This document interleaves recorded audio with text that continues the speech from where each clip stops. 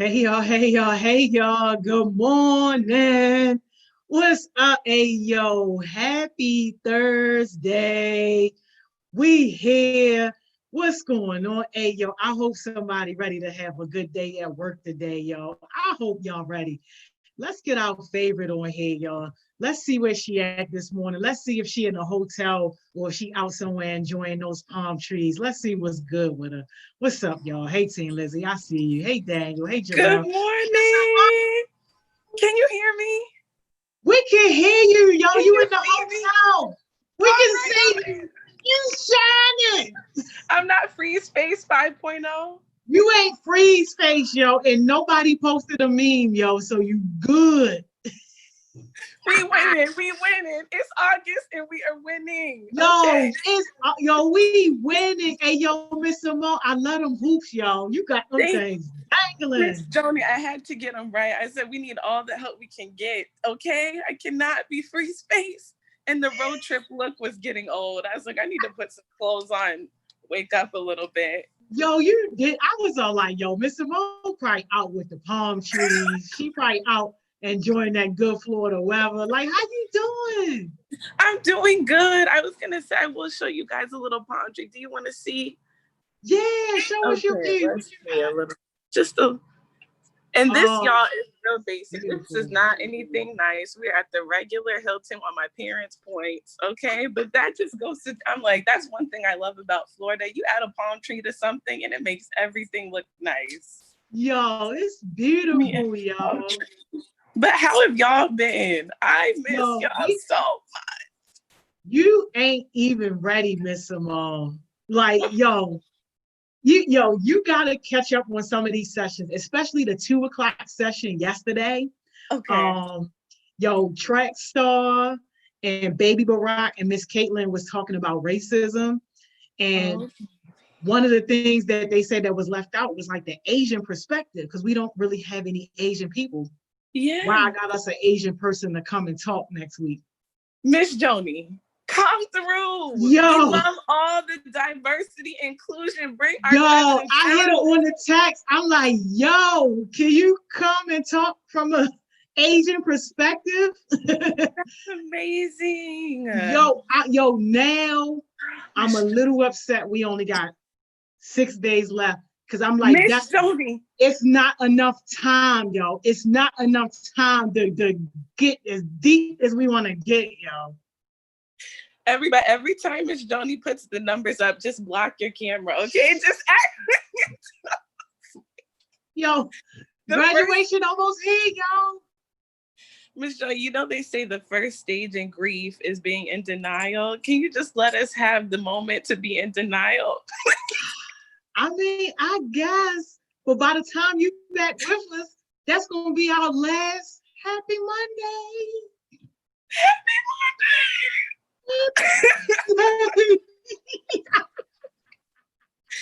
It's all right. We gonna make it work. We gonna make it work. We have to make every day count, y'all. That's why we don't play every Yo, we day got count. to. Because before you know, you blink and you got 6 days. Yo, right? But you know what? But you know what, Miss Simone? And I know you gotta get ready to go. But the people from Youth Works, right? Right. They called me. So they want to do like a focus group with some of the Okay. people who participated in Youth Works, some of the coaches, and some of the heartbeats, just to talk about whether or not this is something, that should like continue and whether or not it was effective. So I was like, all right, that might be a good look. That might That that might be a good look. And we got other people who wanna like interview some of our folks. I'm like, all right, okay, we could possibly make it happen. all right, okay. My people will call your people. We'll see. My heartbeats will call your people. Heartbeats right Possibly, there. Okay. possibly. So it might be a season 3 on the horizon. We don't That's a know. blessing. Possibly. If nothing else, I just know that when you come to HeartSmiles, you don't leave the same. And if You we can can't. give that to somebody else, to more and more people, we got to do it. No, you can't. Yo, Yeah. if you leave the same, that's on you. I ain't taking no parts of none of that, yo. I Oh, ain't no. taking. Yo, you either going to change one way or the other. You either going to be better because of what we did, or you're going to be bitter because we brought the hard truth right to your doorstep and you wasn't ready for it. Ooh. Let me shut up, Miss Simone. I know, Miss. I was about to say, let me get off the phone because Jada has been holding it down, and we got to bring Journal Jade up. Journal Jade really been holding it down. She really been holding it down. All right, let me get her on. Thank you so much, Miss Simone. Yes, y'all have a blessed, wonderful day. Y'all are great. Y'all are leaders, and don't let anything stop y'all. All right, yeah. Bye. We see you tomorrow, Miss Simone. We love you. See you. Yo, man, listen, y'all. Let's get Journal Jade on here, y'all. Don't get me started this morning, y'all. I'm not ready for none of that, y'all. Let's get Journal Jade on. Let's get this day. Good morning. Journal. Good morning, Journal. Hey, yo, can I tell you something, yo? You gotta tell me. Glow up is so real, yo. Thank you. Yo, when I seen that little snapshot yesterday, I was like, I had to post it because, like, yo, the glow up is so real. I'm just so proud of you, yo. Like, you really doing your thing. Fertilizer. You gotta get that HeartSmiles fertilizer in you. That's the success on your face. Yo said that fertilizer. Yo, you came a long way, yo. And I'm just so proud of you. Thank you for holding it down. I ain't gonna lie, I was a little nervous at first, but now I'm like, yo, okay, she got it. Thank you so much. I think that I was a little nervous too. I was like, okay, I gotta come on here. I gotta be prepared. You know, I called Miss Simone Friday before she was even packing. I was like, I know you helping your sister pack, but I need my schedule for everybody today. I need the links tonight. I need to stay ready so I never have to get ready, and I need backup plans. And Miss Simone was like, you got it, Jada. And I was like, I think you only saying that because I studied conversation facilitating for a long time and I've been practicing my interviews, but I'm nervous. And she like, if I didn't believe in you, you wouldn't be here. I'm like, you're right. Ain't even lying. But yo, what amazes me so much is where you came from. Like from somebody who we had to drag out the bed, somebody who getting cussed out. Drag me. Do I need to get my receipt on this phone call? Do I need to call my receipt? No, because your receipt is not valid. Your receipt is not valid. I was the one who was making sure your receipt was on the cash register when you woke up to be on these sessions. Hey, yo. Your receipt rubbed off on me at first. I was schooling. Hey, yo. Listen, y'all. For somebody who's still not sure on whether or not you can be great, yo, here's your example right here that it don't matter where you start as long as you get started and you can do something great, yo. Like, yes. That's valid, especially because yesterday when we had a guest mentor at 11 and he was talking about how it's not about what type of relationship you have with somebody, it's about the relationship in general. And I definitely think that's important because I'm not a spiritual person. Yeah, I went to, church on Easter and stuff like that, but that's like everybody. So for me, like now, it's like, okay, when I wake up in the morning and I get in the shower, the first thing I do when I get in the shower is I face the shower curtain. I'm like, okay, God, we woke. What's the moves for today? And then I like pray and ask for him to protect me through all things and stuff like that. And no, I don't have a relationship with him and all of that, and like I wasn't really like conscious of who I was at first. It kind of took me a minute because this lady always told me that you only need a mustard seed of faith to keep going, and that mustard seed of faith been getting me through all week. So I think that for you to grow is going to take time because I'm way behind a lot of my peers, like mentally, physically, how I grow, the decisions that I make, most of the things that I experience now, all of my peers already did when they was 16 and 17. So like that's not going to stop you from hitting your potential. What's going to stop you is you not allowing yourself. So yeah. I love it. I don't know about everybody else, but you just blessed me. I know Marta General, he rushing us, so he must ain't want to hear your little story. You know how people be. Your little story, your little business. That's how he is in the comments right now. Can we say good morning to the team? Yo, we getting to that. Yo, let the baby shine. When you was up here telling your little story, ain't nobody rushed you. Everybody's story, different sizes for everybody. Every package not the same. But we can get with the general. Into these teams, Mr. General. Since you right, yes. Since you coming in today, dictating. We on our way. Exactly, right? Exactly. You gonna try to rush our little story. We on our way. Yo, where we at? Yo, is Tay coming up, yo? You coming? Where y'all at? Good morning, y'all. Drop up. y'all cold faces if y'all here. He's like, no, Miss Johnny, that was before she was telling her story. I'm being petty. I ain't being no petty. I'm just reading your daggone comment, yo. Let me get my blanket for you. Grab team comment. Hold on, cause it's cold. Let me. Hey, yo, Tay, cold in the summer. Oh, hey, yo, yes. Good morning, yo. Hey, they woke too. They show, wow. Get up. They show up. Hey, yo, Don't good have all morning. this energy because we get paid tomorrow. Cause I'm gonna be mad. Keep that same energy. Keep that same energy. Hey, yo, Andre really showing up. He must be the team captain for Team Coleman. What's up, y'all? Good morning, y'all. Hey, Team Dominique. The Team Dominators. Where y'all at? AKA Dominators. Good morning, y'all. Good morning. Where y'all at, yo? Drop them robots if y'all up. Where y'all at? There they go. There you go. Good morning, y'all. Hey, Evan, Team Evan. Hold on, wait. Let me find out this child got a loaf of bread. I think that's the. Oh, all right. My oven started heating up. I had to make sure everybody. Hey, yo, good morning, Team Evan. Every day I break bread. There they go, yo. Come on, wait. Bacon every day. Hey, yo, Team Luke, y'all. Where y'all at, y'all? Good morning. I love Team Luke. You do? Yeah. Who you know from Team Luke? It's not even that I know them. It's just that I be seeing them in the chat so much. And even though they so quiet, their presence is still known. And I like that. Ooh, AKA Team Legendary. Y'all heard it. Good morning, y'all. How y'all feeling today? Team Tremaine. I feel the aesthetics. Hey, yo, that's my team right there, yo. AKA Team You tripping if you think I'm slipping. Let me tell my shit.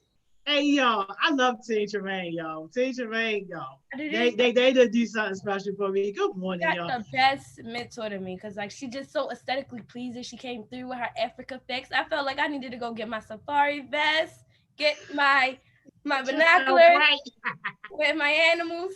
Yo, you speaking to Team Brandon Boss, AKA Team Boss Moves Only. Yo, where y'all at, y'all? Good morning. I better see that sauce at that success session, HeartSmiles cookout, or I'm gonna have a problem. Hey, yo, y'all don't want no problems. Good morning, y'all. 18, y'all up, y'all. AKA Team All Stars. Yeah, Ed, I need y'all to come through. Good morning, y'all. What's up? Y'all, and last but not least, y'all, it is the month of August, y'all. Team Entanglement, y'all. Okay. They're not going to be entangled for too long. Good morning, y'all. Happy to be here. Happy to have y'all. Should we let these people knocking at the door in? Please let these people in. Oh, wait. We can't get Team Lizzie. Team Lizzie on her way to Florida. We need to be team trip making with Team Lizzie. Team Lizzie on her way to Florida? Yeah. How? She walking? I don't know. But however she gets there, let us know. Hey, yo, Team Lizzie. How you getting to Florida, baby girl? You can't be walking in no tropical storm, girl. No, you gotta be careful. She said she get on the plane. Oh, yeah. Okay, Team. You carry along. I got a couple friends.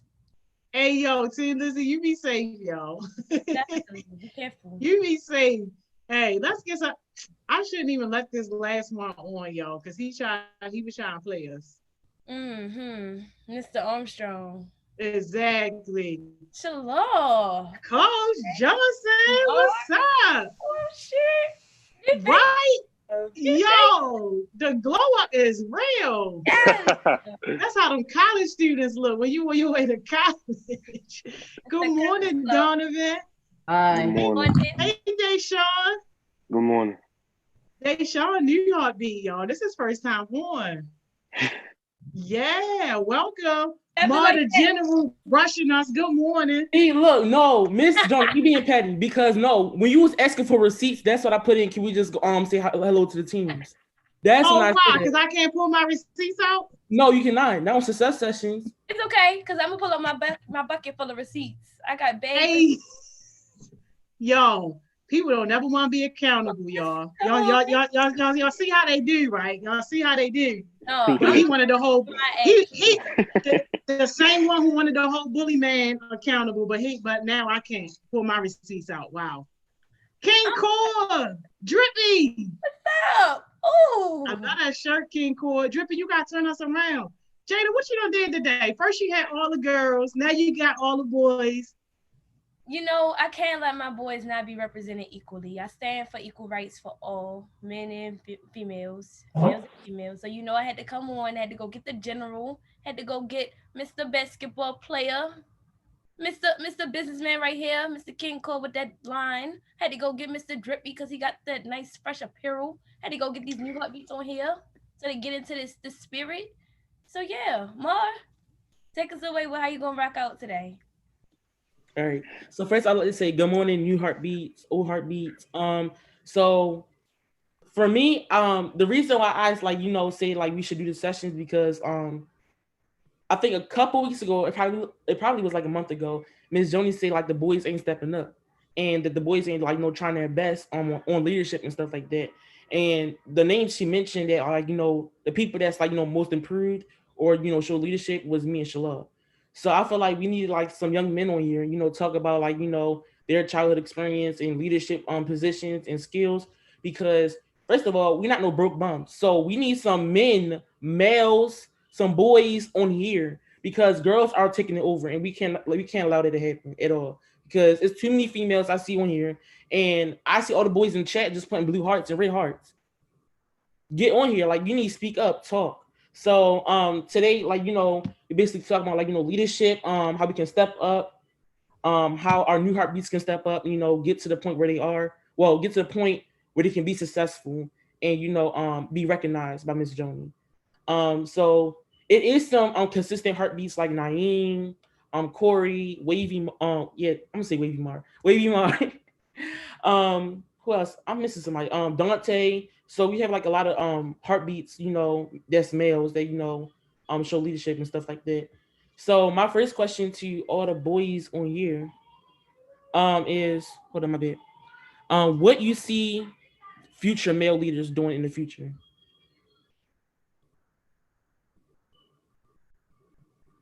I'll go ahead and go first, take this over. Good morning, everybody. Everybody know me, I'm Coach Johnson. But I see future male leaders, being a high-powered states attorneys, being lawyers, judges, presidents. If you got that mindset where as though you're going to piss stuff forward, and you got success mindset where so you come to success sessions every day from 10 to 3, not just from 10 to 11, and then get off and then do something else and try to go to sleep. Like if you really be on here from 10 to 3 all day, every day, and you got, and after we got success sessions, you still working, you still striving, you still showing that leadership with people not looking at you. I just see we're gonna have a lot of presidents, a lot of lawyers, a lot of judges, because if you just put if you put that work into what you want to be, you're gonna do it regardless. So yeah, that's what I see.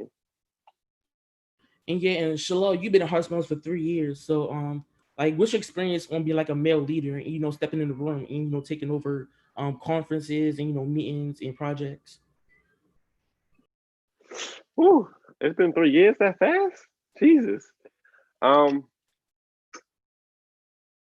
I mean, I really don't know. Like, I just like I kind of it's nothing really like new to me. Like, I knew I could do it. I just had to like break out of that shell of me not talking to people, me being shy, or me trying to trust people, stuff like that.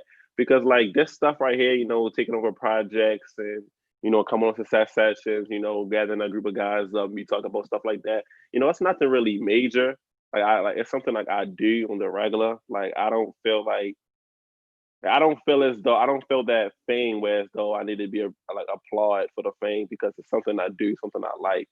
So like if you do something that you like and you love, you really shouldn't look for the fame. You just need to look for the success and outcome. Thank you for sharing, Shalal. Anybody else would like to go? Lewis, Deshaun, Corey, Donovan. I'll go. I would see our young male leaders growing up be, helping better the future uh, government system because it's been a while since they've been doing everybody wrong. Just like Hispanics, blacks, anybody who look like an outsider. Me, I want to work in the forensic field, so I want to do my part and like being that one, uh, that good person in the system, someone you can trust, and I hope maybe some of our male leaders will take that role and help the system get better, help portray a better image other than what we got going on right now. Hey y'all already know it's King go ahead, but I say a male leader to me is like probably someone who like Shala said that will be like a president. I want to be think of like people that's gonna be managers and stuff. I want to see a president. I want to see somebody that's working with the governor. I want to see somebody like that. I feel as though like that's somebody that's like gonna be somebody that's top of the line. And I know everybody in here can strive for that. So one day I want to see everybody here like working for the president. What else? Working for the government, being a mayor. I know I'm gonna see one of y'all up there one day. We just don't want no broke bums, is what we trying to say. No more of the story. Let's just cut to the chase, you know. You know.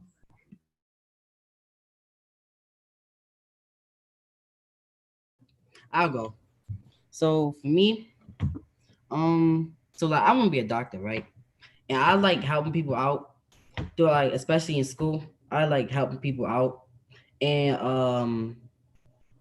I want to be like, I want to see like some of my friends be like president one day, or be like work for the mayor and stuff like that. I want to see them. I want to see like other people be successful in life too. And yeah.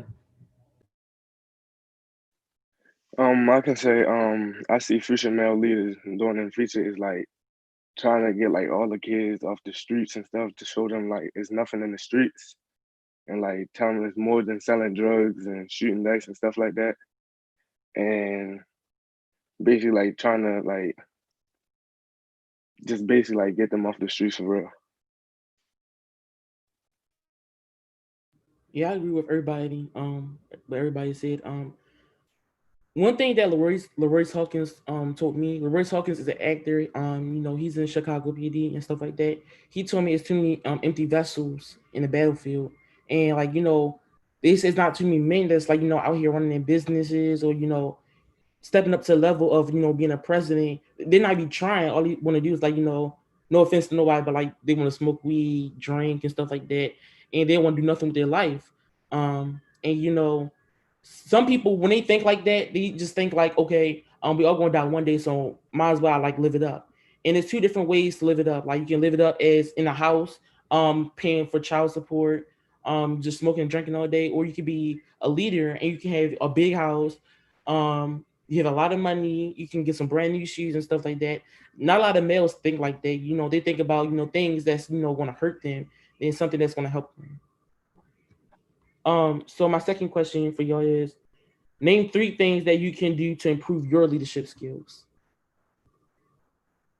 Um, 3 things I can do to improve. I mean, everybody needs improvement. Nobody's perfect. So I don't want nobody to get up here and be like, oh, I don't need nothing because no, everybody needs improvement.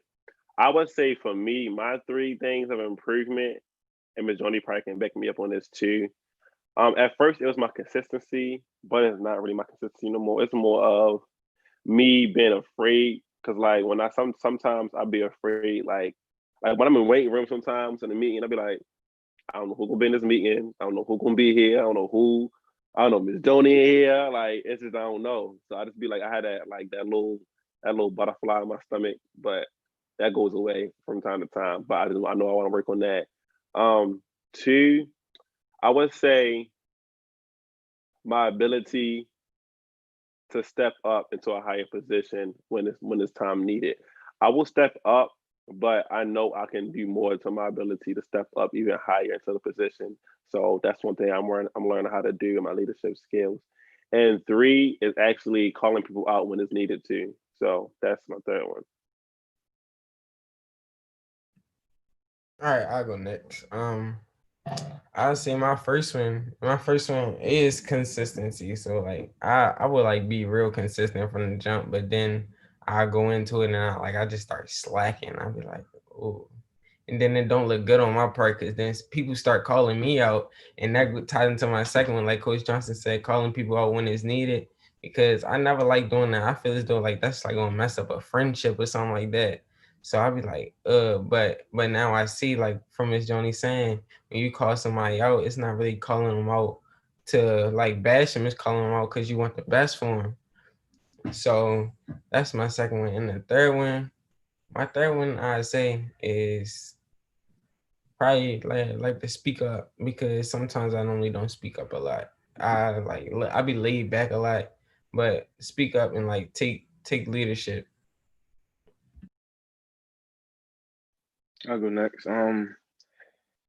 What King Cole said, like basically, I need to learn how to speak up more, and I need to learn how to speak up more. And my second one will be like start taking responsibility, and my third one is let me see. Let me see, like to inspire others. He from Team Carmen, just to let y'all know. I had to put that out there. He from Team Carmen. Yeah, that's one of mine. Yeah. For me, I think it's like for me it's my self confidence. I need to be more confident in myself, and I need to stop like overthinking in like different situations. For me, overthinking too much, that's gonna bring out my nervousness, and I don't like that. And I don't like showing that. And I need to have more responsibility on my hands. That's it. You, To the right place. You came to the right place. go ahead, Lewis. My bad. You good? I would say I had to stop being an introvert because I be shy a lot, stuff like that. I need to speak up some more. I need to learn how to throw my voice out there because sometimes I don't know how properly raise my voice, stuff like that. People say I'm soft spoken. And another thing is get rid of my low self esteem because you know I shouldn't let certain things bother me, but I let them bother me, even though it's just like a thing with me because ever since my grandfather's passing, my grandfather's passing, uh I just ain't feel right. I just ain't been the same ever since because I used to be an extrovert, used to like to make friends because I was always like the outside kid. Yeah. The last one would be consistency with everything outside of HeartSmiles and HeartSmiles. Yeah, that'd be it. Yeah, for me, I think I overthink too much. Like Donovan said, I just overthink a lot. Um, I don't think I have a problem with being consistent because like I love being on projects, working and stuff like that. I like to keep myself busy, but mainly I just like fear, overthinking, and like I think just think those two is like my biggest things of like not where I'm at, like being a leader. So that's like what's holding me back. But yeah. So my next question for y'all is how we can bring more male leaders together and make a big impact. I'd like to speak on this because I thought about this question last night. I would say this right off the bat: you can't help nobody that don't want help. You know, so my thing is, if these young men sitting here watching and don't want to come on because they're nervous and stuff, only thing we can do is try to talk to them. But if they don't want to come on, we can't force nobody to come on. Miss Joni be like, if you want to be a broke bum and you want to just watch Success Sessions and get that paycheck, and then when Success Sessions over, you never hear from us again, or we never hear from you again, then bye, then leave. We don't need you. But yeah, we can't force nobody. But more ways we can do, we can have more sessions like this. We can have how we have like Thriving Thursdays, we can have, Focus Fridays. Like we can have like one my church did, we had connect groups. So as though like every Tuesday, like we'll have all the male come on Tuesday at like 7 o'clock and we'll talk about, sports, religion, life crisis, anything you want to talk about, and it's all for males. So stuff like we can do that. And then another thing we can have is like, once Corona is gone, we can all like go out one time, from time to time, spend time with each other, gain that bond and gain that trust and stuff like that. So that would be my three. Yeah, my grandfather always told me like it's two cards in the deck. It's the Joker and the King. And they say, well, he said that people decide to put down the clown first because it gets them in a better feeling or something like that. And I definitely agree. Like people decide what card they want to put down, and if they put down a card that they want to live in or live through, then that's their decision. All right. I say something to bring male leaders to bring us all together. I say like we come up with like a little short talk discussion, like a Zoom call, like later on at night, because everybody be having like everything to say like later on in the day, but it's like we never know because we never talk to them. We only be sending through the comments and we only see blue hearts and red hearts and things like that. So I would say if we get like a Zoom call and get everybody in, it might be more like intelligent people in here, and we never know. We never know. Like, see how we met Donovan and Deshaun. You see this? Like you just gotta talk to him. We gotta like reach out to him. You feel me?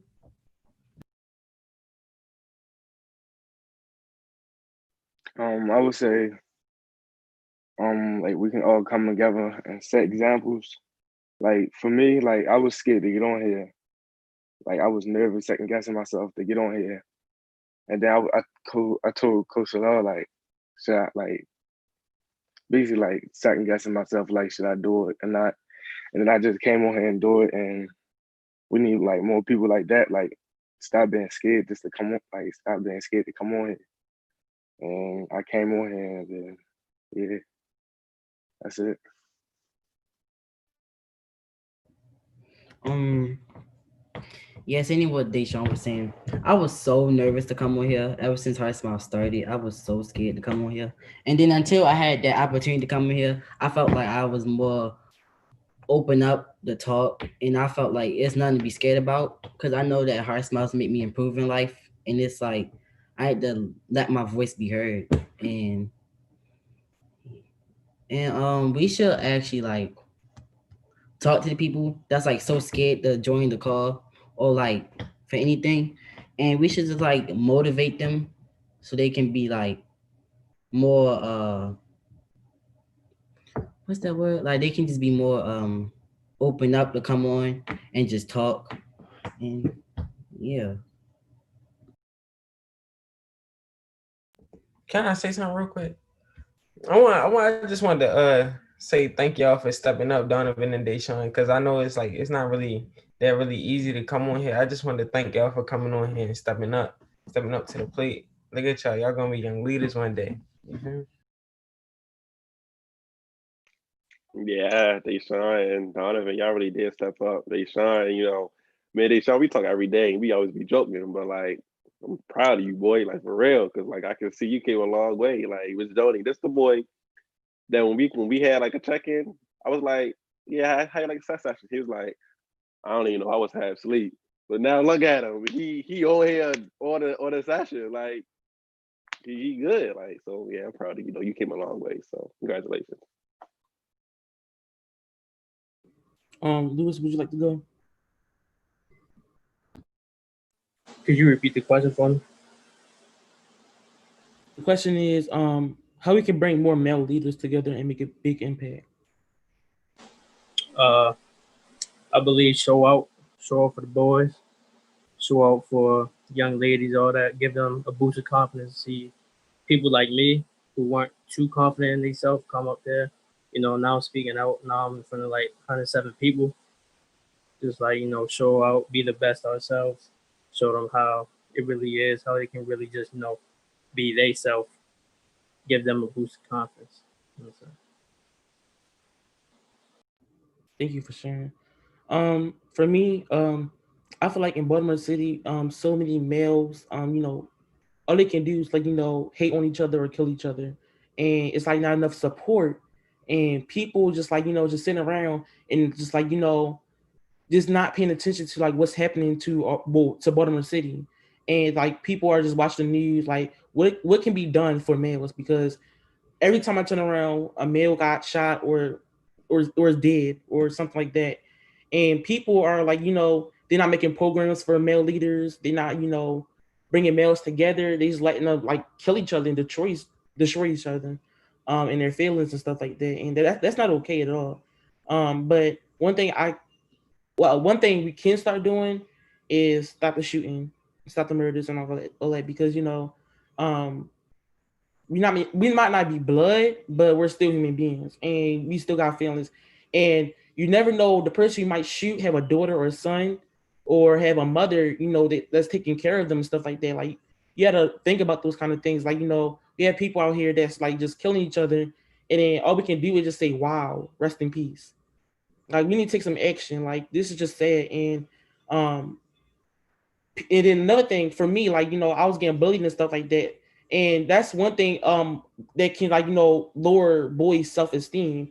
It mainly come from girls. Like no offense, it mainly come from girls.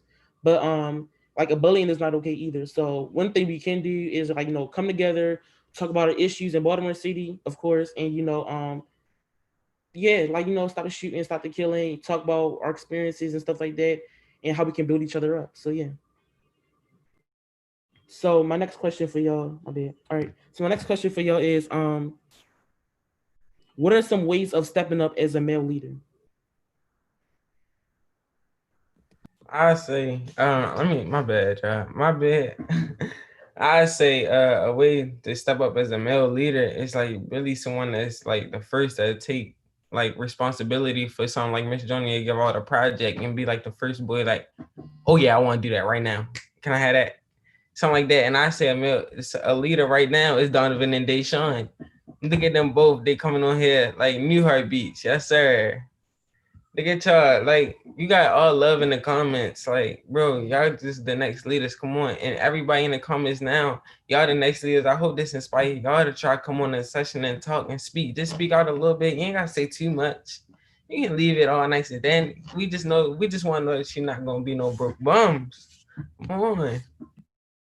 Right. Everybody's capable of being a leader. So just give it a try. I would say a way to step up to be a leader. I mean, show it. I mean, like I can just say show it. Like after 3 o'clock when we get off the sessions, perfect example. Naeem. That's a man talking about business. He been success sessions. Then we got John. John been success sessions. John not even. I don't. Is John even with youth works? Because John be doing youth works things, right? Like he be doing youth works things, and like so, like John, Naeem, like they really stepped up. Another thing is, taking on big projects and stuff like that. You can ask Miss Joni. I be trying to take on every project there is, but then she'd be like, "Yo, you ready to be in college, yo? Like, calm down." I'm like, "So, let me do it. Like, I need that. Like, come on, I need that." So yeah, I would say, just do it when nobody's looking. What was your question again? Okay. All right. So the question is, what are some steps of being like, a male leader? I would say like set goals for yourself in life, and lead by example, honor others, and that's it. I'll go. Ways to be a leader. I think like you need to have show that like you mature enough to actually be a leader, because you don't want nobody to look at you and be like, oh, he's so immature and like he not gonna lead us into the right path and stuff like that. You need like set yourself for an example for other people so they can be inspired by you, and so you can really have like improve in life. Yeah. Yeah, I agree. I would say take up a book, read about leadership skills, Ask Miss Joni for projects. Try your best on being positive and having a positive mindset, because when you're around a lot of negative people, you will be ended up like negative just like them. So like be around a positive environment. So for me, HeartSmiles is a positive environment. It's a positive group. So if you want to achieve in life and you want to be positive and you want to get that money, I'll suggest keep working with HeartSmiles.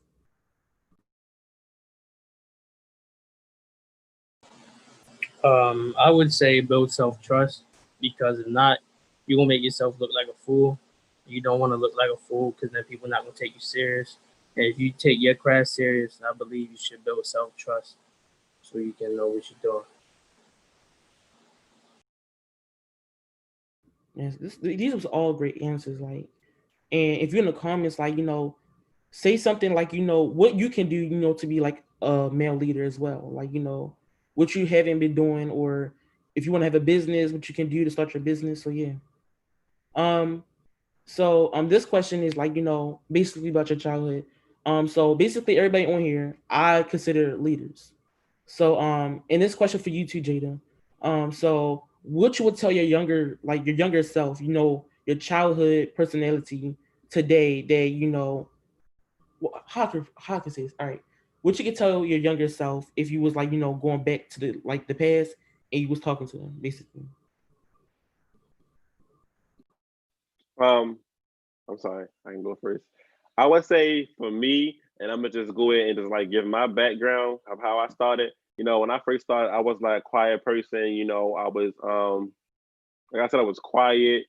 I was traumatized by some things that happened in my city. So I was just always like quiet, didn't want to talk to nobody, didn't want to do nothing. But now, I can just really say like, so what I want to say to young leaders is, no matter where you come from, no matter what you're going through, you can always like achieve. Like how Miss Joni was talking about how Jada, like sometimes with Jada was though, Jada didn't want to do really nothing. Not the best like that though, Jada. But Jada was like at that point where she really didn't want to do nothing. Sometimes she didn't really want to go to no classes. She didn't want to do nothing. But then you got Jada up on here with the glow, with the hoops in, looking all beautiful today. So like everything, anything is possible. Um, I would just say that. So like what I said is whatever you're going through, don't let what you're going through, don't let what you've been through determine who you are. Just make it better for you. I guess I go. Like Coach Johnson said, but I'm gonna start mine. Like me, I was like always the shopper. Now I wasn't. I ain't even ready to stop. Let me stop lying to y'all. I was always the irky person. I was always the person in school that like get on your nerves. But then when it come down to me ready to get in trouble with something, I just be in the corner like you don't even know I'm right there. But I like things like this, like leadership roles. I never wanted to step up to it. Like people always used to come to me and be like, do this, do that. Can I have you do this with me? Can I have you do that with me? And I used to be like, nah. But when I'm in school, I'm just like a fool. But I don't know what happened to it. But then my father like really got me into like karate, so I became a black belt, and I actually started teaching a class and running classes. So I feel as though that's what made me like really come on my show and start like teaching other people. So that's why I like hopping on the sessions and stuff like that. But what I told the young leaders coming up, just take every chance that you get, because you might not get that chance again. So just keep going for it and keep striving and just strive for the best.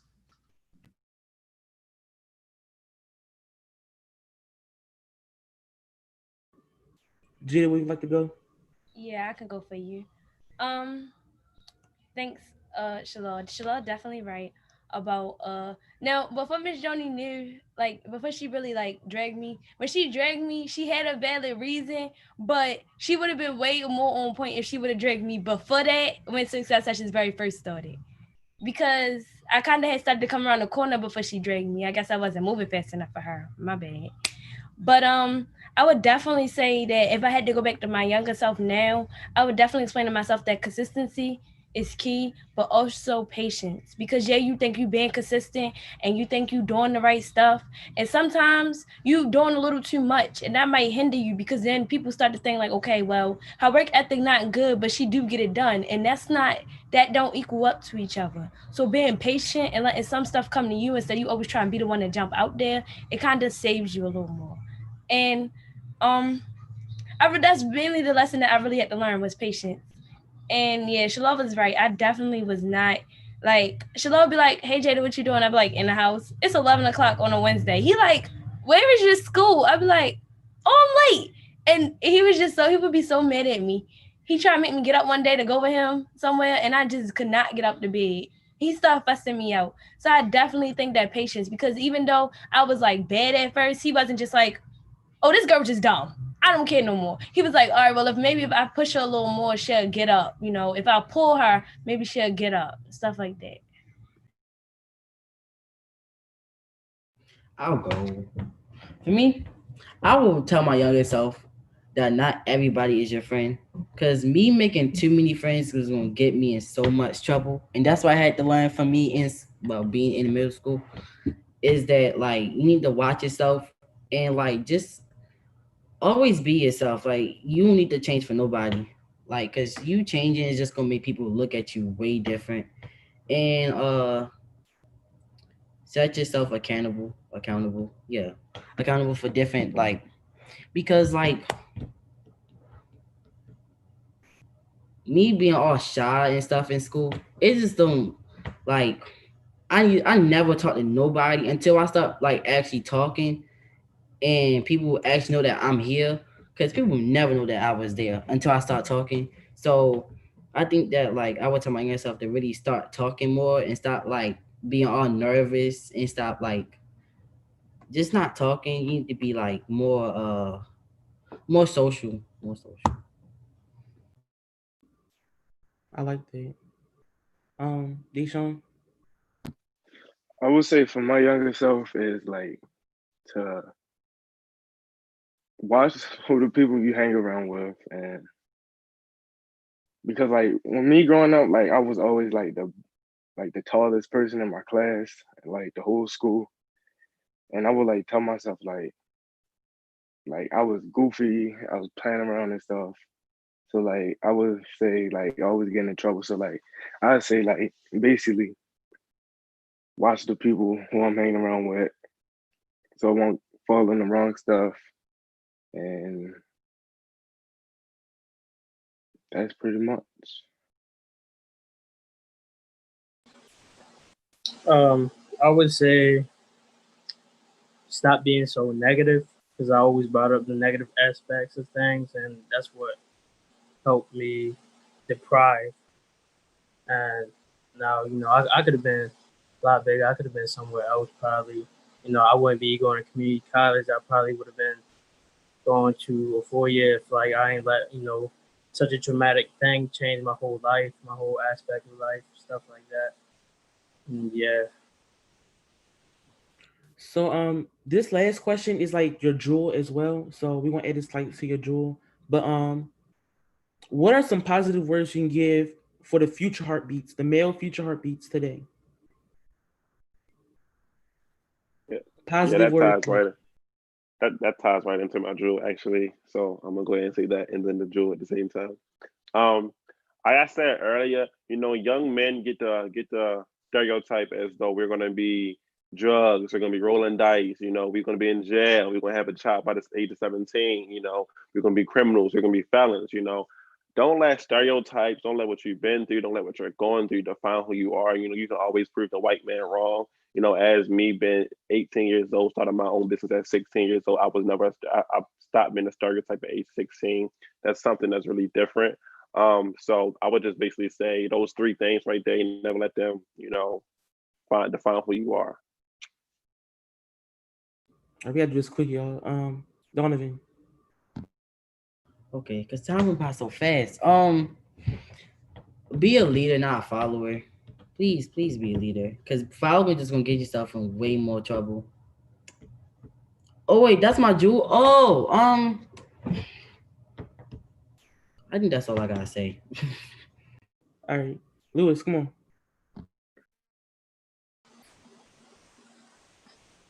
Don't be negative. Just don't. All right, Corey. I'll say basically don't have a negative mindset. Go in as like you want to win and you will come out on top, and I promise that. And the Julia I want to tell y'all is like don't let nobody tell y'all otherwise that you cannot do anything, because you can if you just put your mind into it. All right, Deshaun. I would say step out your comfort zone and like basically like don't be scared to do anything or try anything new. All right, Jada. My joke would be that don't let the possessed suppress you. Everybody don't got the right mindset, and if you let all that negativity in, no, it don't. It's no telling where you're gonna end up. All right, mine says step up. Boys, males, young teenagers, step up. That's it. Yes, thank y'all so much. This was great. Thank you so much, General, for leading this. Thank you, Jada J, for stepping in like all week for real. Thank you, Donovan and Deshaun, for real, for stepping up and for showing people like that this is possible and you can actually step up like and lead even as a new heartbeat. So thank you so much. King Core Drippy, yo, appreciate it. Thank you, thank you. And Coach Johnson, like, yo, thank you forever. This was great, powerful. Thank y'all. Thank Thank you. you. See y'all See you. You're welcome. See you tomorrow, Jada J. tomorrow. Y'all, what a powerful session, y'all. Them boys stepped up, y'all. If somebody is watching this and you thinking like, oh my God, I can't do it, yo, you can do it. If somebody is thinking, oh my God, I'm scared, do it while you scared. Yo, the one thing that you don't want to do is waste your voice, yo, and to waste what's inside of you. And I'm not saying that, getting on a success session is the end all be all. No, it's not, but it's definitely the gateway to getting you comfortable to speaking out in spaces and just being comfortable owning those types of spaces. Today, you speaking at success sessions. Tomorrow, you might be speaking on a presidential podium. You just never know. So listen, we into y'all break time. I'm going to shut up now. Take your break. I see y'all back here at 11 with our guest mentor spot.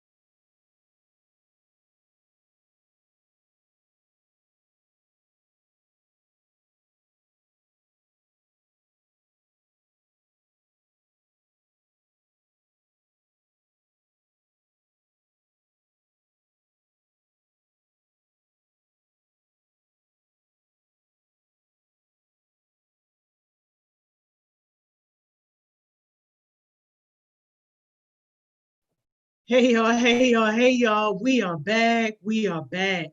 Yo, I don't know about y'all, but I'm still just a little bit excited about that last session that we just had. Was that not powerful, y'all? Was that not amazing? Listen, let me tell y'all something real quick before we get into our guest mentor spot.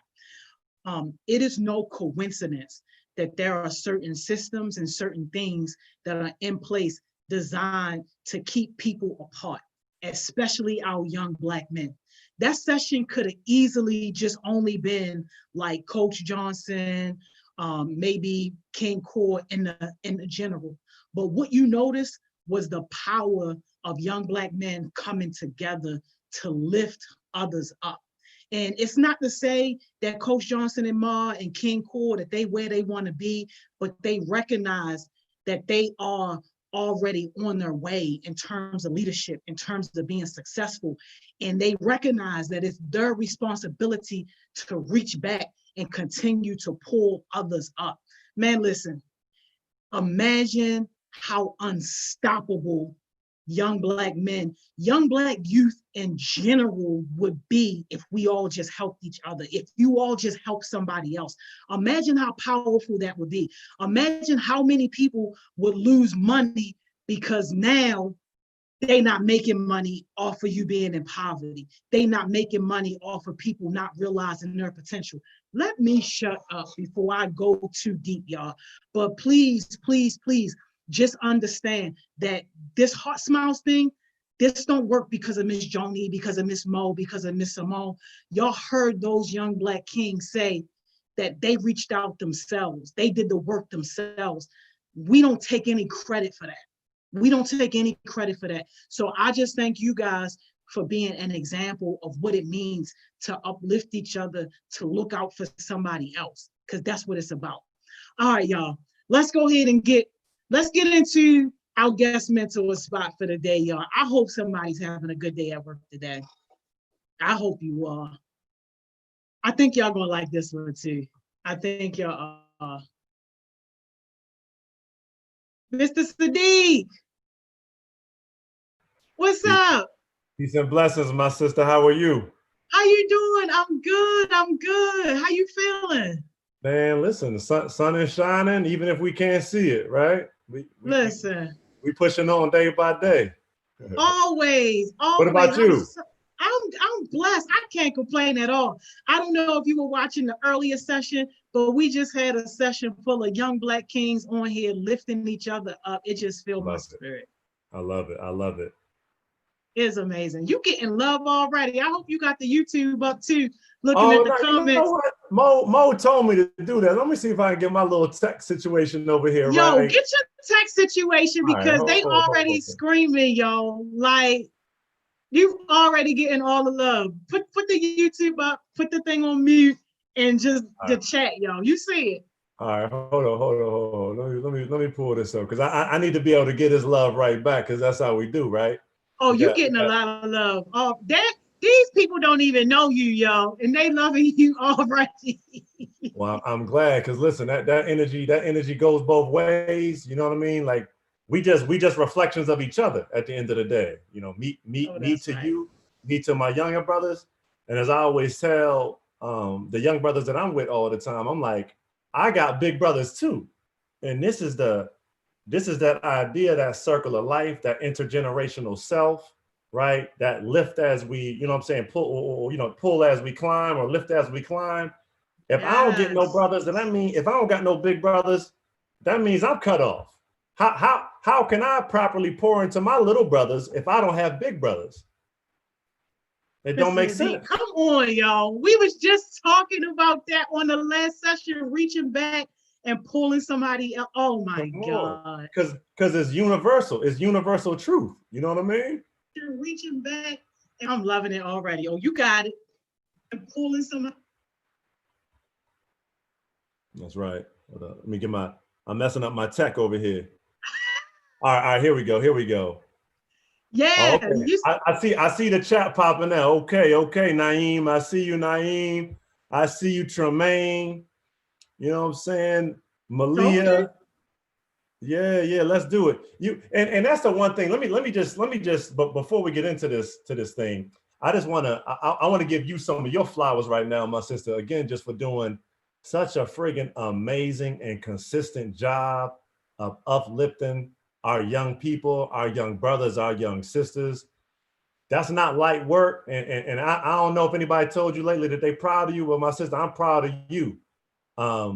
Because again, people be talking all that stuff about young people this and youth that, but you don't never see them with no youngins. But every time I see you, you with some youngins. It's folks like you and Uncle T, you know what I'm saying? And Abdul and Muhammad from Keys. Every time you see them, they with some youngins. So you know what time it is. You know it ain't no talk. So I just want to shout you out for that and just tell you that I love and respect you for that. Thank you so much, Mr. Sadiq. My icebox. I appreciate that so much. You have no idea. Thank you, man. But we gotta get into you because I feel like I know you, but I don't know you know you. You know, like we've been in some of the same spaces, but we ain't really had that time to like really connect and for me to really truly understand, you know, just like who you are. And I know that you're making a lot of impact as well, not just in Baltimore, but across the state. So can we spill some of your tea first? Like where you at, where you grew up, like all that type of stuff first?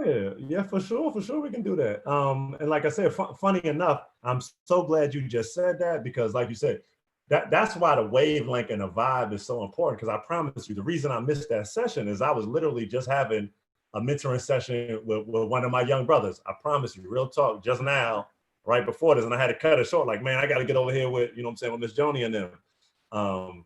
But I literally just told him that one of the best things that I've tried to do during this quarantine time, right? Especially in the beginning when folks wasn't out and about, because I know these youngins on this broadcast, y'all already out there in them streets. I'll be seeing y'all.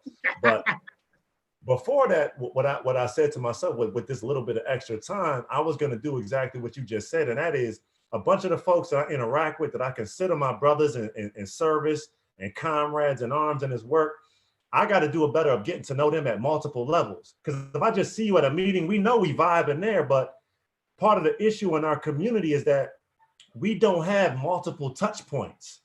We don't have multiple tethers. I only know one side of you, Joni, which that makes the relationship more fragile versus if I know who your mama is and then boom, we discover that they went to school together, or I discover that your brother know my brother. Now that's two touch points in addition to our work. Or maybe our kids went to the same camp. You know, shout out to Miss A, you know, who does Miss A's in Studio A with the dancing. So I'll anytime Miss A got a program, right, or an event, I'm bumping into a bunch of people there. So now, boom, that's another touch point. So we gotta do that with each other. In other words, I just say that to say. So I've been doing these sessions, not even broadcasted on anything, but just like, how can we get to know each other at a deeper level? So I'm so happy that you said that, and it's my honor to share a little bit. Yes, I love it. Thank you so much. Yeah, and these heartbeats nosy. So whatever you feel comfortable sharing, like we want to know. Oh yeah, no doubt. So yeah, I'll start at the beginning. So grew up in Washington D.C. So I'm a D.C. PG dude. Anaya, I hope I'm saying that right. Miss McNair, she said, "Hey, I danced at Studio A." But grew up in DC, went to elementary school, and all elementary school in DC, in Southeast and Northeast. And then my mom and my dad, they split when I guess I was about 10 or 11 or so. And then after I left, after I got done with elementary school, we moved into to PG County, Prince George's County in Hyattsville. So, you know, I consider myself one of the lucky ones, right? I grew up with my dad. My dad was, was definitely an idol of mine, was definitely, like a mentor, role model. You know, a lot of who I am today, I patterned after my dad in terms of my studiousness, trying to make sure that I know what the heck I'm talking about, my love of reading and books. My dad was also an entrepreneur, so I got to see up close what it meant to not only create a business that could make some money, but a business that could provide a service to the community, which I think is so important for us as people of African descent. So my dad actually ran bookstores. He owned and founded a chain of bookstores in the DC area called Pyramid Books, and still to this day, You know, I'm an old guy compared to these youngins, you know what I'm saying, that you got, you, Miss Joni. I'm 38, but even as an old young guy, I still run into people at 38 years old that knew my dad. My dad passed in 2011, which is definitely part of my story in terms of like reshaping and reimagining what you know, what I wanted my life to look like. Because I just realized when he passed that, man, life is so short. I saw that question too, Lamar. Bring that back up. That's an African tribal mask. That's a West African tribal mask. So I try to take Africa with me wherever I'm at. So that's the significance of that, you know, because we all got a warrior spirit in us that our ancestors put in us. So that's what that mask is. But yeah, so did, you know, went through middle school and high school in Prince George's County. Played ball, so I was a high school basketball player. But you know, I was actually getting recruited by a couple of teams, but I didn't quite like the idea of all the way like selling my soul to like basketball early on. And I ended up in B-More on a full scholarship to Morgan on an academic scholarship. So that's how I ended up in B-More. So I've been in B-More since 2000. So more than half my life now. So I definitely consider myself, you know, a native son, an adopted son of Baltimore. You know, when I'm out of town, they ask me where I'm from. We repping Baltimore all day. You know, we over on West, so shout out to my East Side folks, but we over West, you know what I'm saying, Garrison and Gwynns Falls, Garwin Oaks, that's our neighborhood. But yeah, I love Baltimore with all my heart. I know its potential. You know, I'm just happy to be here. So I can pause there for, and then I can talk a little bit professionally if you'd like. You tell me what you want. No, I definitely want to address Naeem because he's been screaming. This was before you got the comments up. And I hope it's not offensive, but he's asking like about your relationship with like Islam. So I don't know if he's getting that just from your name or what. Sure. So yeah, I can speak on that for a second. So my name is Sadiq Akmal Ali. It's an Arabic name, so I am Muslim. I'm a Sunni Muslim. So my mom and my dad, they accepted Islam, right, or converted to Islam back in the 70s. So a little bit more of my origin story is that my mom and my pops, they met at Howard University, the Mecca. You know, one of the top, if not the top, you know. I'm a Morgan guy, so I ain't gonna say it's the top, you know what I'm saying, Joni, but I'll say it's one of the top, you know what I'm saying? You know, straight up. So they met at Howard, the Mecca, and you know, greatly influenced by the Black Power movement, you know what I'm saying, Malcolm X and Muhammad Ali. That's part of why we have the last name Ali now, is that my dad was strongly influenced by Muhammad Ali and his outspokenness, his courage to just look, you know what I'm saying, white supremacy in the face and be like, nah, we not doing that. I don't care what y'all do to me, I'm not doing that. So he was inspired by all that. So our my brothers and my sister, and we're all Muslim. Our children are Muslim now. So we started that new different type of legacy. Are there different types of Muslims? So there are, you know, technically there's different types of Muslims. I mean, the main, you know, Islam that we know, sort of in this country was both introduced by the Nation of Islam. So of course, the Honorable Louis Farrakhan and Honorable Elijah Muhammad introduced Islam originally in this country to the Black man, which, you know, this is a whole nother conversation. So if y'all let me go down this hole, we can spend the whole time talking about this, but I will just say that while I'm not a member of the Nation of Islam, we are Sunni Muslims, and the nation is slightly different, but you know, we all riding for liberation and for justice at the end of the day, because I don't like talking about stuff that don't unite us. I like talking about stuff that does unite us. And even that's why, unless somebody asks me about me being Muslim, I don't even bring that up first, right? Because for so long, religion and our respective faith traditions have been used to divide rather than unite. So I tell folks, first of all, I'm a Black man of African descent, first and foremost, because, you know, Blackness is what we can't choose. See, I could choose tomorrow to read the Bible or become a Christian, right? And I got lots of brothers and sisters like that's family that's of the Christian tradition, right? Because when we get down to the nitty gritty of it, I'm talking 95 to 98% of all religions are the same, y'all. Because if you were a good Muslim, come on, Joni, if you a good Muslim, you are damn near identical to a good Christian. If you a good Christian, you look just like a good Muslim or a good Jew. If you a good Buddhist, you think somewhere in a Buddhist holy book it'd be like, man, treat your neighbors bad, Joni, or treat orphans bad?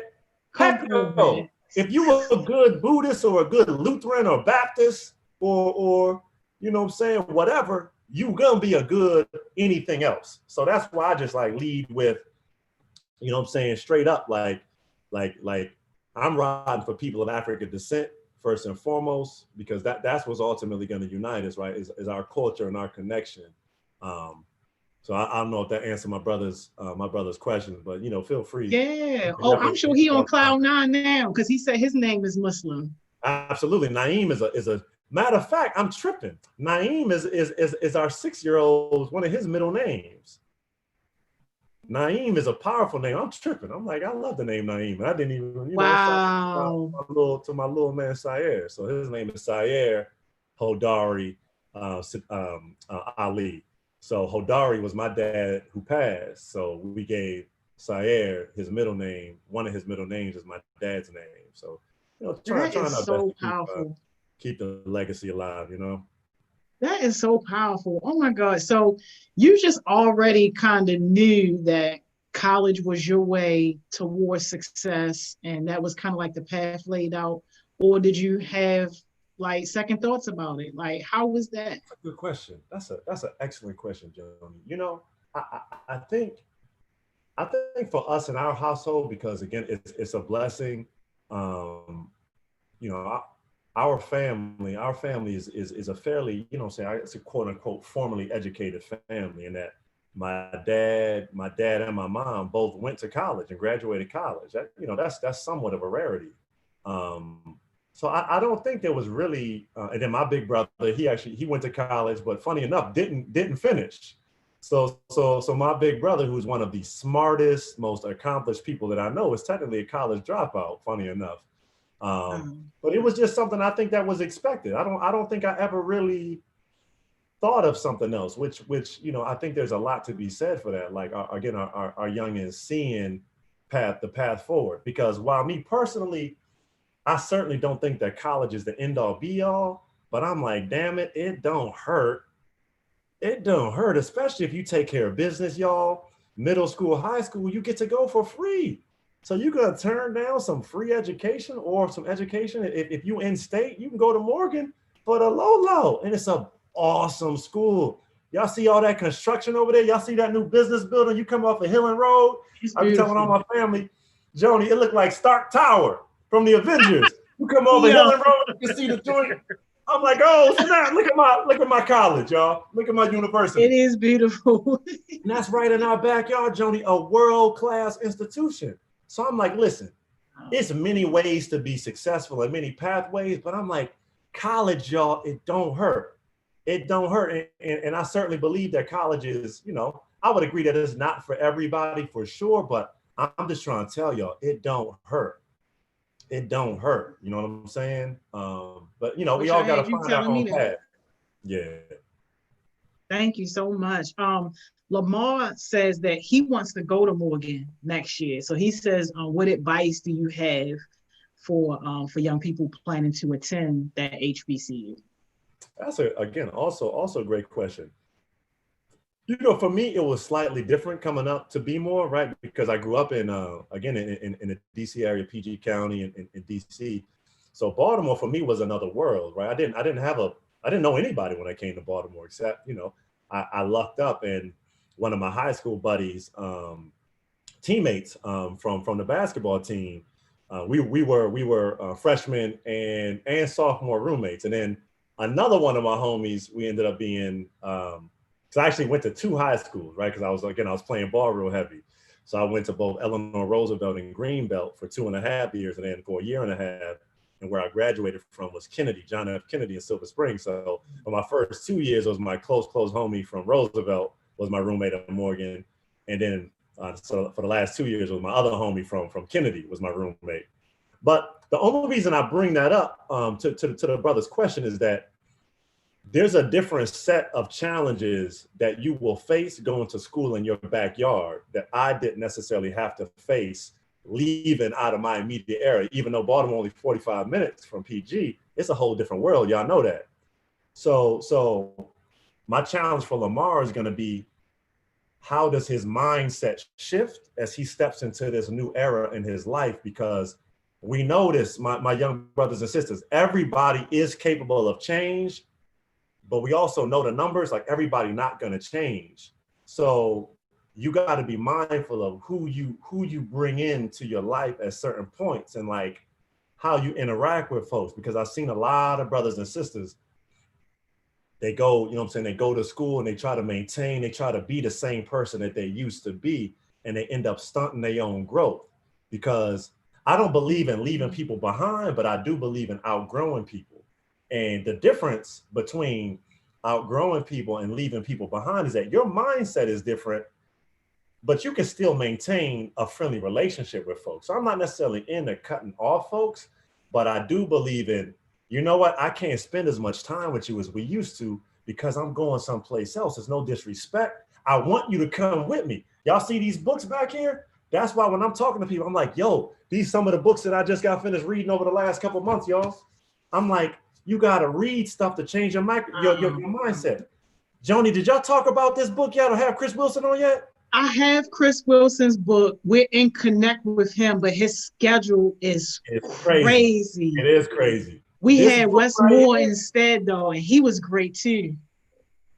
But I'm just trying to tell y'all, this joint right here, though, is one of the best. I haven't read it yet, though, but Joni, stop doing what you're doing and read this book. This is, I read a lot, y'all. It's one of, I think it's one of my good habits, right? And I encourage, right? I say to everybody, yo, leaders are readers. It's no two ways about it. If y'all are not reading, y'all messing up. That's what I'm gonna tell you. I'm not into telling people what they should or shouldn't do, but you should be reading. This is my one exception, Joni, when it comes to, I ain't gonna tell you nothing else. This the only book, Joni, and I've read hundreds of books, right? I'm probably knocking on a couple thousand books that I've read, right? This is the only book I ever cried at when I read. It was that powerful, his story of just redemption and change. And again, the reason I bring this up, Tierra, like I love that book. The reason I bring that up is that this whole book was about a mindset shift.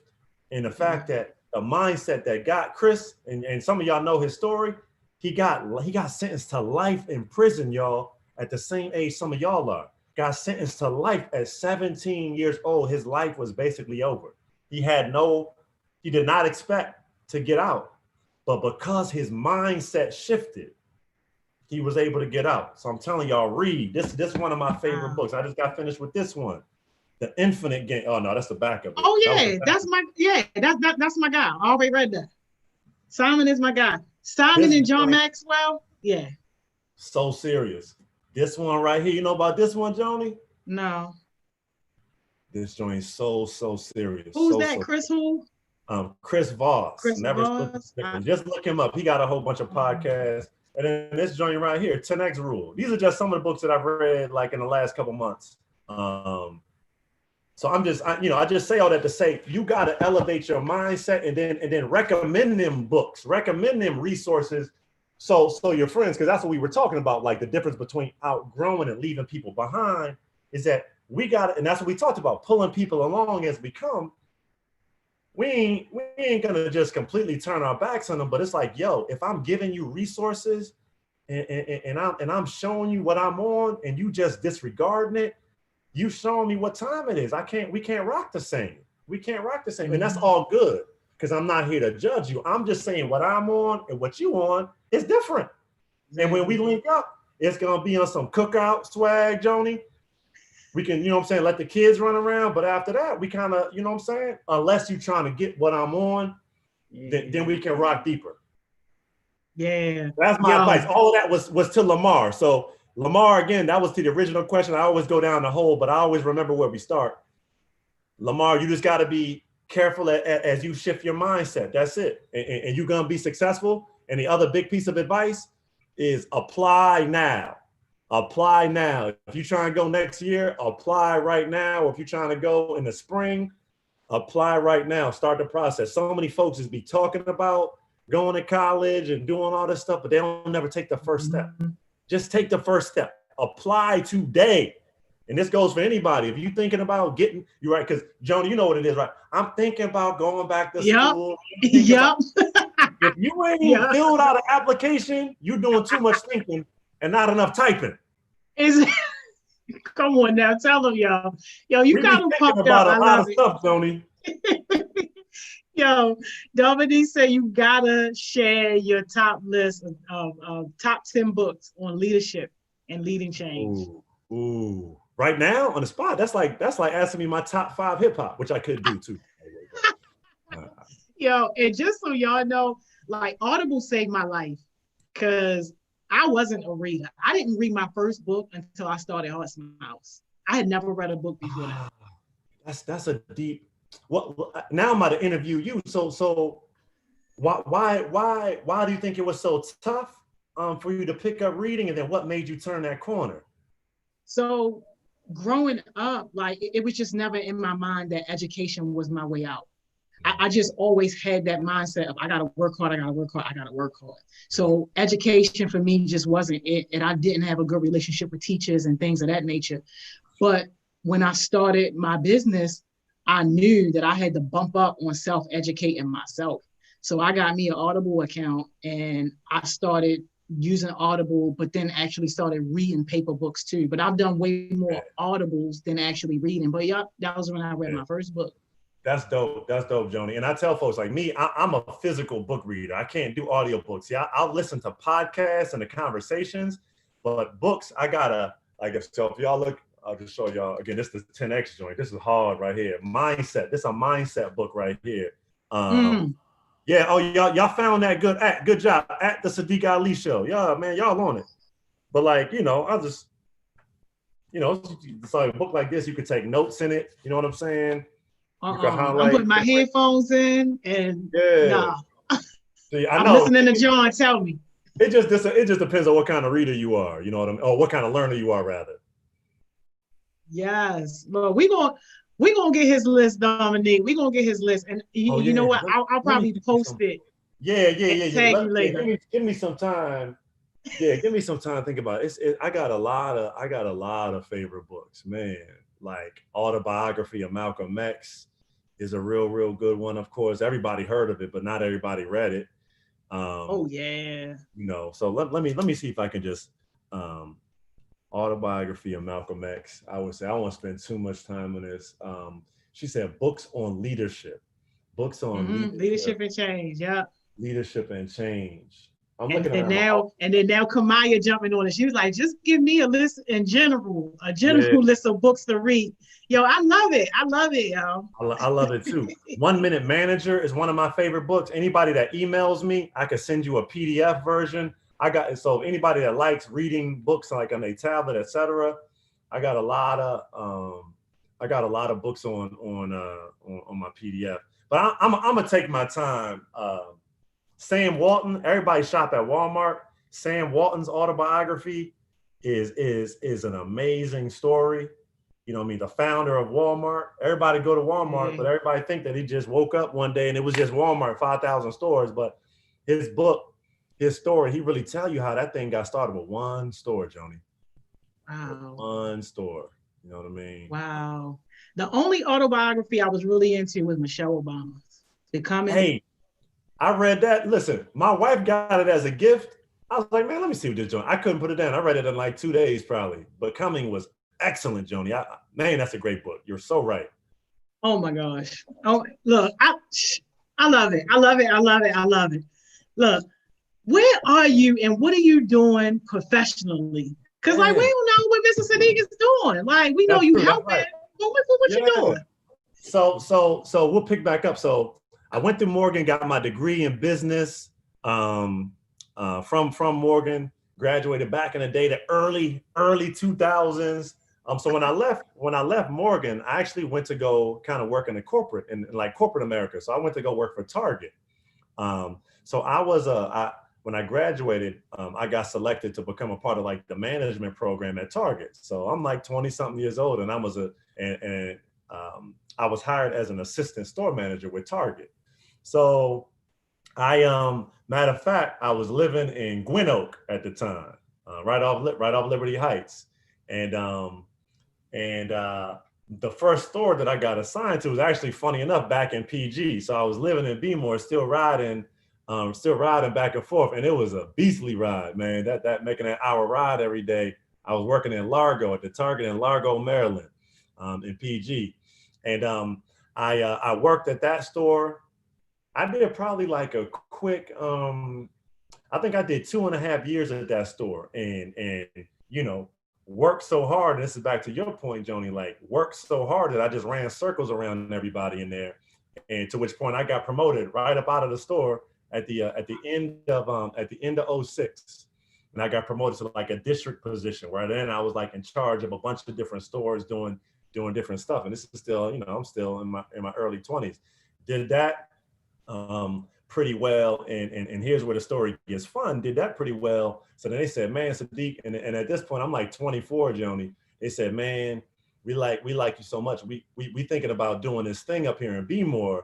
We thinking about opening this store at Mondawmin Mall in West Baltimore, and we need a young brother to come and run this joint, because we don't know, we don't know. I ain't gonna curse on your broadcast. We don't know nothing. We don't know jack about Baltimore or these black people that's around us. So we need you. And so I'm a brand new store manager, opening a brand new store in right in the middle of the hood. Y'all know what time it is. You know what I'm saying? Wow. So I got selected to run that store. So I was the first store manager of the Target at Mondawmin Mall. So I was there in 2008, opening that store from the ground up, hiring hundreds of employees. I might have hired one of y'all cousins or y'all auntie or something in my store. Yeah, you hired some of our kids, some of our heartbeats. You did. Straight up. And Joni, that time that I spent there at Mondawmin, you know what I'm saying, at my Target store was life-changing for me. It was life-changing for me. So because it was really through that process where, again, through my work there at Target, I got connected to so many dope community organizations. They actually put me in charge of like the local grant program. So I was giving grants to local nonprofits, from Target's budget, and just learned so much about myself as a young leader. Because again, I'm like 25, 26 years old, in charge of 300 people in the store. And, all my assistant managers all older than me, a lot of the team older than me. And, I had to learn real quick, not only how to be a leader, which is something you never stop working on. You never stop working on your leadership. But I also had to learn how to wear a lot of different hats, right? So like big bro and Unc, right? A lot of my young, they still call me Unc. Like I feel like I still look young though, Joni, and they be calling me Unc. I'd be kind of offended. You don't look a day over 22. So see, that's what I'm talking. Thank you, Joni. Thank you. You know what I'm saying? Black don't crack unless you smoke crack. You know what I'm saying? Black don't crack unless you smoke it.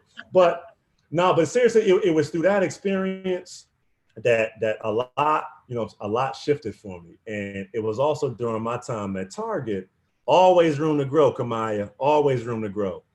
And during my time there at Target is when my dad got sick, and he was diagnosed with prostate cancer. And I'm so sorry.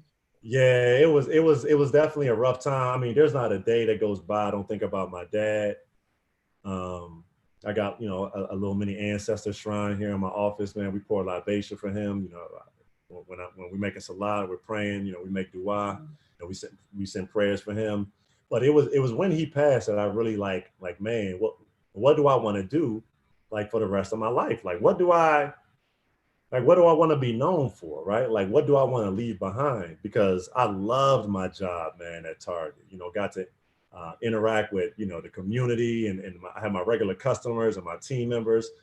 We got a chance to promote lots of people, et cetera. So I really loved the impact that I was having. But I'm like, man, is this the best you can do? It's almost like that story. If y'all heard this story before, right? Like there was a college professor, and he assigned a paper to the student, right?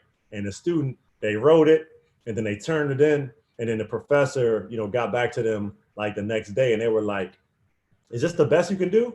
So then they took the paper back, they're like, dang, let me tighten this up. Let me rework this. Right. So they spent another couple of days, Joni, they took it back to the professor. Professor, like, is this the best you can do? Took it back a third time. They reworked it. They added some more stuff in. And like, man, what I'm saying? All right, let me turn this back into professor. Professor, like, is this is this the best you can do? And then finally they like, yes, this is the best I can do. Yes. And then the professor's like, okay, now I'll read it. Hey, yo. So, you know what I'm saying? So for me, it was that process. Like, is this the best I can do? Like, I felt like I was doing good work, but is it the best I can do? And for me, the answer was no. I knew I could impact more. I knew I could have a bigger impact. So I left. I left Target. I left Target a year after my dad died, and was like, man, I got to get this book off my chest. So it was during that time that I had conceived my first book, Millionaire Manners, as really a shout out to my young brothers, because it's one of the roles that I enjoy most is that of mentor, right? And you know, I was mentoring lots of the young brothers in the store and in the community, but I'm like, man, I can't mentor 10,000 young guys, but man, what if I wrote a book? I could leave that behind as you know, as part of my legacy. So that's what I ended up doing. So I left Target. I started some other businesses, but I kept writing this book. So I finished writing that book and released my first book in 2014, called Millionaire Manners. And up to this point, we've sold, you know, several thousand copies of that book, and lots of young people had that book, you know. And I'm proud of that, because, you know, when I'm out and about, like it still happens to this day. It happened as probably recently as probably last summer.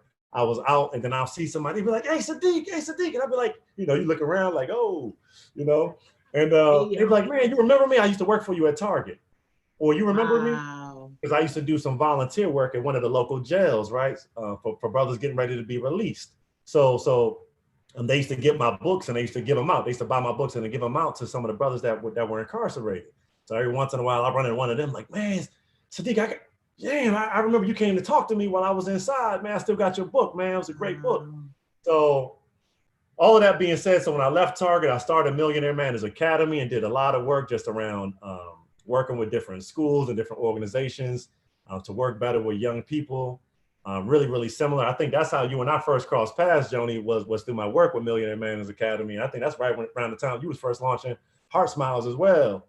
Yeah, you had some type of workshop for mentors. That's exactly right. A bunch of stuff. And we still doing that work. So, and then fast forward to now. So I ran Millionaire Manners Academy for like 4 or 5 years. And then right in like, at the end of like 2017, the folks from the mentor team, the Mentor National team. So there's an organization called the National Mentoring Partnership that has these regional groups around the country that work to increase the mentoring movement and to really spend time with mentoring programs and working on best practices and making sure that they're running the best that they can for young people. So I got asked to run the Maryland version of that affiliate network, and which is called Maryland Mentor. And I've been in this role as executive director and the founding executive director since 2018. And in my role,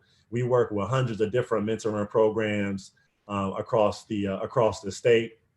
Of course, a ton of those are based here in Baltimore, and we provide training and professional development to all of the different mentors and mentoring programs. So my organization, we don't work directly with young people, but rather we work with those mentoring programs. You can almost think of us as like mentors for the mentoring programs, because a lot of times folks start the programs and, you know, they didn't really have no training in that. They don't really know all the ins and outs, and that's really where we come in. So that's what we've been doing now. So just trying to build the infrastructure and just uplift the mentoring movement across the state. Wow, that's amazing. Thank you so much for that. Like, sheesh. And sometimes that can be harder than actually working with the young people, because now you got to support this entire entity that's supporting all of these young people. That's right. And you know what it is, Joni. Adults way more hard-headed than kids. That's why I don't do it. Way more hard-headed than our young people. Our young people, man, y'all about it. Y'all on it. Listen, that's why I don't do it. What they be talking about, y'all? They be talking Team about. Lizzie done posted, asked my question at least 20 times. So I gotta ask her a question. Yes, please, I'm ready. I'm ready for it. This ain't nothing you gotta be ready for. It say, do you know where Carver Biotech is? Carver Votech. Oh. That's the question. Where's the rest of the question? That's what I'm saying. Gonna Elizabeth, pressure me. We're gonna wait for the pressure rest of our me. question. Where the rest of the question at? Come on. Yo, that's Team Lizzie for you, yo. That's why I just be having to scroll past sometimes. Yeah, I know what, like, I know what Carver is. What's up? What's the rest of it? It ain't no rest of it. She played us. What the people really want to know is, because we only got about 10 minutes left. We really need to know. I'm here. Can you talk us through what was the most challenging thing in your transition of like really taking that leap of faith to do what your heart was calling you to do? Because so many people get stuck at that space. Yeah, that's a great question. You know, I would say there's a couple different pieces. Man, that is such a great question. I would start off by saying the biggest challenge for us all, honestly, I want to say is being obedient to what the Creator has laid out for us. You know, one of my homies, or I read it sometimes last year, and it really struck a chord with me, Joni. And I don't know if he coined this phrase or if he read it or heard it, but it hit me the same nonetheless. And that was that ambition, you know, is like the enemy of God's will, right? Ambition is the enemy of God's will, and it seems kind of like wild on the surface when you hear that, right, Joni? Yeah, but I'm thinking like, hold up. Right, but when you dig into it, you got to think about it, right? Like, if the Creator say go this way, and your ambition is to go this way, you're not gonna win, because that ain't what the will of the Creator is. He's lining up the friggin' path for you to go that way. So why are you so hell-bent on going that way when it's way more difficult? You got no allies, right? Like, it's not lighting up, versus by you sitting quiet and trying to center around, like, and trying to hear and be obedient, like, what is the Creator telling me to do? Like, that's what I need to be doing more of. And I know for me, like, when I'm on the path, Joni, stuff just be lining up. So how can I ignore that? How can I ignore that? Because I think a lot of it is that so often, and I'm not saying that there will be no struggles or no adversity or no challenges, but I think so often we think that that's our punishment. Like, we supposed to, like, it's supposed to be so hard. But I don't necessarily believe that. I believe that when we on the path, it should be fairly smooth, or at least clear cut. Yeah. But if you just keep, you kind of go down this path, boom, and you just keep getting punched in the face, boom, boom, boom. And I'm not saying quit. Don't confuse this with quit when it gets rough. I'm saying that, are you deeply reflecting on the signs that are appearing in your life? And I'll just give y'all just a real quick example. About 6 weeks ago, probably 7 weeks ago, I was struck by the protests after George Floyd was publicly lynched, as we saw what happened in Minnesota, and we saw the protests, right? Ahmaud Arbery, after that video got released, you know, again, this brother just out for a jog and him getting friggin' ran up on by these two friggin' racist white boys. When like, and then all the protests that came, I'm like, man, my spirit moved me. I got to do something. I got to do something additionally. So I said, you know what? I need to bring together a group of Black fathers in Baltimore so we can pledge our allegiance to each other and to our families, to our children, etc. So I'm talking about, Joni, I had this idea on like a Sunday, but when I tell you by Wednesday, there was a list of like 10 to 15 partners that was all about it, had all donated stuff, had all, you know what I mean, had just laid it all out. So if y'all go to my Instagram page, again, at the Sadiq Ali Show, there's a recap video of it on my IG page. But when I tell you, it just came together so smoothly, so beautifully. And again, there was little hiccups. It was hard, but the framework though was smooth. And I knew that's what I was supposed to be doing, because I got sent partner after partner after partner, and it was like, Sadiq, we love this. How can we support? How can we show up? How can we do this? Now, if my ambition was to go and do something different than that, we just would have missed out on this Black Father's Day rally that we did on, I guess that was June 26th. It was the week after Father's Day, because at first we were trying to do it on Father's Day weekend and we got rained out. So again, that's some adversity, but all we did was just stay the course and just change the date and just got it popping. And I'm talking about, it was beautiful. It was beautiful. So I just use that, that one example. Oh my gosh. Like, I think that speaks a lot to people's fears of, doing what they think that they're supposed to be doing, but also not knowing. Like, it's that whole idea of not, really seeing the staircase, but still taking that next step. So, oh my God. Ambition is the enemy. It's the enemy of what? Say it one more time. It's like the enemy of, it's hard when you say it's the enemy of God, but you can low-key say it's the enemy of God. It's the enemy of God's will, I love it. I love it.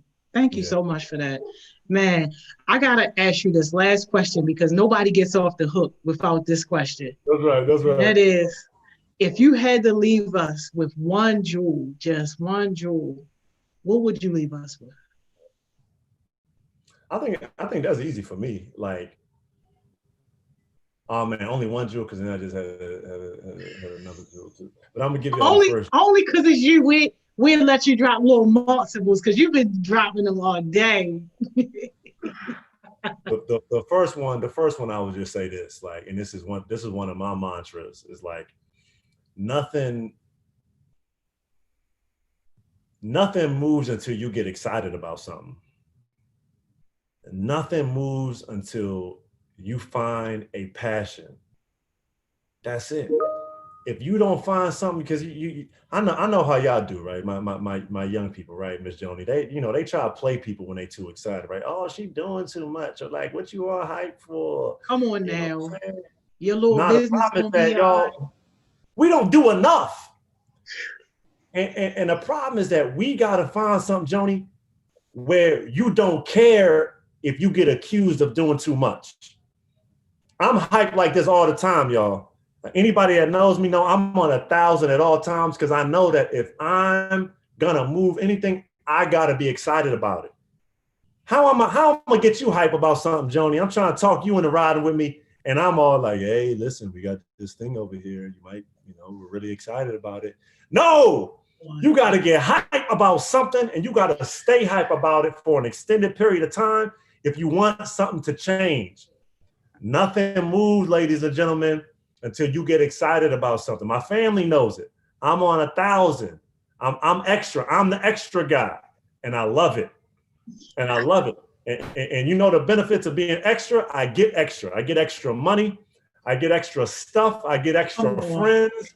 I get extra benefits because I'm extra. Come on now. I get extra opportunities, Joni. People just hit me like, Sadiq, you want to do this thing? I'd be like, I didn't really want to, but because you asked, sure. Because I'm extra. It's my objective is to be the guy that's doing too much. And so often, we don't do too much because we scared what other people think.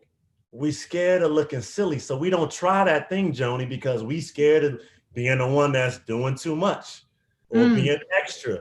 You give extra, you get extra. Thank you, Anaya. The universe gives to the givers and takes from the takers. Woo-hoo-hoo. That's it. So I'm gonna stop there. I was gonna give y'all. Oh my God, y'all. A blessing. A blessing. You filled out souls. We need your Instagram in that chat though, because they're gonna be bothering you. Is it okay for our heartbeats to hit you up directly? Of course. Be extra. Thank you, Anaya. Yes. Be part of the doing too much crew. That's my job, yo. It's to be a part of the doing too much crew. Because I'm telling you, the world don't change by people not doing a lot. The world don't change that way. John Lewis just passed. You think he was doing a lot? He was kind of doing a lot, Joni. He was kind of doing a lot. How we gonna change our environment, our circumstances, about being afraid of somebody telling us that we're doing too much. What? Come on now, Mr. Sadiq. Come on now. I got to fan you off because you got flames over there. You got flames over there. Thank It's you the so energy of much these for young people. everything. We Thank you so definitely got much to for the connect more. invitation. Thank you so much for the invite. I honor you. I respect you so much for what you're doing, and I look forward to staying in touch, y'all. Don't be afraid of your Absolutely. own greatness, Luke Mine. I love it. Yes. Thank you so much. Enjoy the rest of your day, and thank you again for today. It was Peace and amazing. blessings. Peace and blessings. Shout out to the young people. Keep pushing, y'all. Keep pushing, man. Love y'all. Thank you. Yo, was that not amazing? Didn't I? Yo, just yo. Yes, yo. Mr. Sadiq, yo. I love it. I love it. I love it. Yo, listen. Team Lizzie, set me up, yo, with your question, yo, but it's all good. It's all love. Definitely going to miss you too on your trip to Florida. Yo, listen, Mr. Sadiq, real deal, y'all. Real deal. I love it. I love it. I love it. Look, take y'all break. I see y'all back here at noon with Miss Money Mo.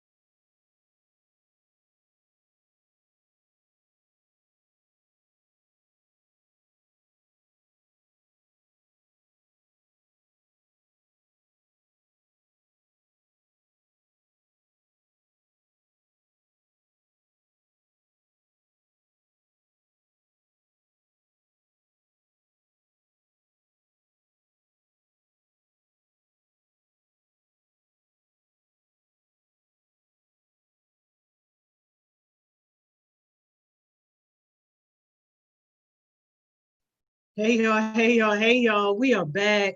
We are back, y'all. I hope somebody's having a good day at work today. General, what you mean, yo? The breaks don't be no 10 minutes. How long the breaks be then, y'all? Like, man, listen, this man just been on one all day today. Hey, Breezy, yo, what you mean it don't be no 10 minutes? Hey, Team Lizzie, yo, be safe on your trip to Florida. Desire, what's up? Hey, King Kai, Donovan, Kamai. What's up, Kenzie? Hey, Cam. Tiara. What's up, Jay Show? Hey, Victory. Yo, let's get our favorite on here, y'all.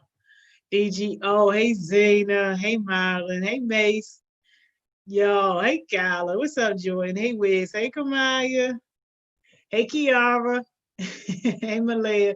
Miss Money Mo. Hey, hey. What's up? How are you? How you feeling? I'm good. Can't complain at all. Good, good, good. Yo, I like that T-shirt, yo. That's a throwback little Pac-Man joint. Yes, yes, it is. Thank you. Yo, somebody said, "Oh, that's Gail Smoothie." Said she changed the look of the day. Yeah, she got her Erykah Badu on. Y'all wasn't ready. I was prepared for that. I was like, I already know somebody's gonna call me Erykah Badu with this scarf on my head today. It's fine, you know. Can I get a window seat? All that good stuff. Yo, All right. yo, that's what I'm talking about. Yo, and call Tyrone while you at it. We love it, y'all. We love I'm this. gonna call him. Okay, I'm gonna call him. Tell him get on this success session. Yo, Honestly, truly. we got people at the door, y'all. You know what to do. You already know what to do. Hey, yo. Okay. Yo is becoming a regular. Yes, she is. Hey, Micaiah. What's up? I kind of forgot I had myself on mute there. Yo, you becoming a regular. We love it. You at work? No, I'm home. I just okay. Like work. Oh, yo sound just giving. Okay, I thought you had a little Chili's hat on. Like, hold no, up. It's a rose. It's a rose. My hair. I don't know what happened. You as cute as ever. Don't even worry about it. Absolutely. Good to see you, though. Love that message, Black Lives Matter. Hey, Jamaya. Good morning. What's up? Hey, yo, that better be a wavy wave cap, y'all. No, but we gonna hit him up tomorrow. Yo, wavy waves. What is you doing, yo? We need the wavy wave cast. How you feeling, though? Good to have you. Nervous, but good. You here, though. That's all that matters. We love it. Exactly. Yay. What? What? I'm not playing with you. I'm not playing with you. Hey, Tiara, don't get on me, yo. I thought it was the back of the fountain soda thing. I know. Huh? This me and Tiara, yo. Okay. Whatever. All right. Hey, Jamaya. Hey, Micaiah. Welcome, Jamaya. This is your first session. I'm so excited. Oh my God. All right. Tell the people who you are. All right. So I'm Jamaya. This summer I'm working with U4X through y'all program, and I've been with y'all for this will be 4 weeks now. I'm sad that it's getting ready to end, but I go to Poly. I'm an incoming sophomore, and basically I'm like a tech guru. I like helping people with their phone problems, computers. I'm really much inspiring to be a computer engineer, so it'll come in clutch.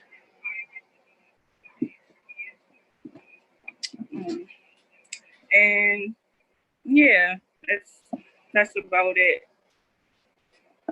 Okay, thank you so much, Jemiah, for coming on today. We're excited for what y'all have in store for us today. And then Micaiah, go ahead and tell the people who you are. Reintroduce yourself. Okay. I'm Micaiah. I'm an incoming sophomore Western. I don't know what I thought I was about to say, but I'm an incoming sophomore at Western. I'm kind of new to HeartSmiles. I came for an interview in April, but then I didn't come back. I mean, I came for an interview in February, but I didn't come back until April. And then that was the first time I was there. Then Corona came, and then I didn't really know how to get on the sessions at first because I was so confused. I'm I see something about a guest star this time, but then it'd be we started at 10. So I was so confused for the longest. And then I was oh, so it's on YouTube Live from 10 to da-da-da. I'm oh, okay. So I started coming more. I was on one session one time last season. I just did another session the week before last. Now I'm here again. I'm starting a business. That's really it. Okay, cool. So we gonna hop right into it. Y'all ready? Hold up. Everybody's saying that my Wi-Fi tripping. I'm ready to leave and join back. Okay, honey. While we waiting on Jemiah, I'm gonna pull up their presentation for today. Can y'all see that? It never tells me if you can see it or not. What you say? And Makai, can you tell us real quick about your business too? Oh, okay. All right. So my business, I was going to do the basic lip gloss and lashes, but everybody does that. So I mean, of course, it's going to be a part of it because people do lip gloss, people do lashes, but I was going to do it's basically a self-care and body butters, lip oil, people with beards. So I'm going to learn how to make beard oils. I'm going to learn how to make face soaps, learn recipes, try it on me first because I don't want to give anybody a product and it doesn't work. And then look at me, to make myself look bad. Listen, I don't got time. Just a bunch of little self-care stuff because a lot of people don't really do that. Everybody's focused on cosmetic stuff. And I mean, that is kind of cosmetic, but it's not that kind of cosmetic stuff. Everybody's worried about selling the average lip gloss, the little lashes, making it look cute. And then of course, I make it the little package deals where you get lip gloss, you get lip gloss. Anyways, you get lip gloss, lashes, body butters, stuff and it'd be all together. But that's really it. We're excited for it. We love to see it. Welcome back, Jemiah. You all right? Everything okay over here? Okay, praise God. All right, it's y'all show. So y'all go ahead and get us started. All right. So we're going to start with an icebreaker. What qualities do you look for in a good friend? I want to see y'all in the comments. I'm reading. What qualities do you look for in a good friend? I want to see y'all in the comments. Jemiah, microphone. Oh, wait a minute. What's going on? You're good. All right. I need to repeat it. Yeah, just go ahead and say it one more time. All right, so we're going to start with an icebreaker. And the question is, what qualities do you look for in a good friend? Okay. Why don't you get us started? What qualities do you look for in a good friend? Well, me personally, I look for honesty because you got to keep it real with me if I'm good or not. Support because I'm always going to need a support system, especially when I'm down or I'm not at my best. And basically somebody that's not stuck up because it's hard to get me out of my shell.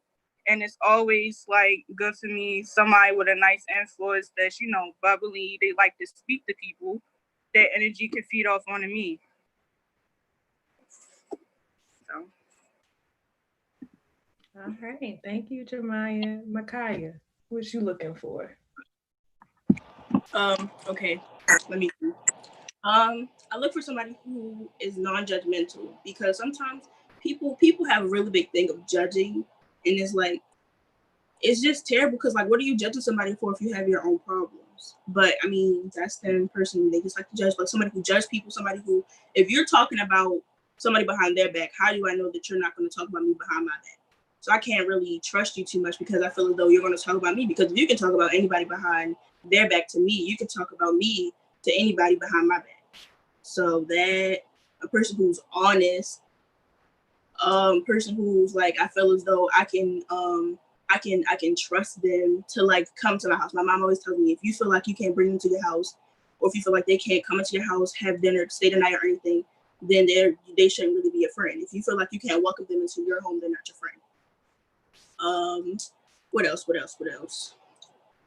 Somebody who's not really like drama filled, because I'm not really a big on drama. I'm a really chill person. I don't really do the whole drama thing. It's not me. I don't like it. That's like my main things. Okay. Thank y'all. Miss Joni. Yeah, mine's kind of simple. I would just say like somebody who is also success minded, and also people who know how to have conversations even when you don't agree. What was the last part you said? I'm sorry. Even when you don't agree. Oh, okay. Got you. All right. Thank you, Miss Joni. My answer is just like, a lot of times it's from that first interaction with a person. It's like a feeling. I can't really explain it, but it's like a vibe feeling. So everything that y'all said, absolutely. I think the respect quality is really the one that jumps out at me, just because I feel like if you have the mutual respect for each other, then all that other stuff kind of comes. So I think I'm gonna just go ahead and say like an umbrella, just like a respect thing. As far as some of what y'all are saying, let's see. Y'all gotta scroll all the way up. Okay. I see Bree's comment first. So Bree said reliable. Jarrell said loyalty, a fun personality, and a good mindset. Let me see. Bree also said loyal. Kira said there personally, and if there's drama. DGO said a person who doesn't sneak this. DGO, I think you'll like the conversation that's happening a little bit later, because I think that's mentioned. Taylor said loyal, honest, a shoulder to cry on, and someone willing to not pick me up when I fall, but help me up when I fall. Thank you, Taylor. Excuse me. Ania said trustworthy and loyalty. Jordan said loyalty and a positive mindset. I'm just seeing a lot of loyalty, actually. That's what's jumping out, and trustworthy. So it's a lot of answers, y'all. Corey in here talking about somebody that can fix his PlayStation. Boy, if you don't just YouTube how to do that, I don't even know what to do that. But yeah, now I'm seeing a lot of loyalty and honesty and trustworthiness. So those are all great qualities of a good friend. So yeah, thank y'all for your answers to the opener. All right, what are we talking about today, ladies? I think people know already. We are talking about friendship. It's a word. Friends is a word that people use so loosely. I mean, I use it loosely too, but it's just because I don't want to seem rude by calling somebody an associate, because sometimes when I say stuff, I come off as being rude. And it don't be intentional, but like, I just be like, oh yeah, we cool. I don't be like friends, because not everybody deserves the title of a friend. And I had to learn that the hard way, but it's okay because I know better now. So that's basically the topic.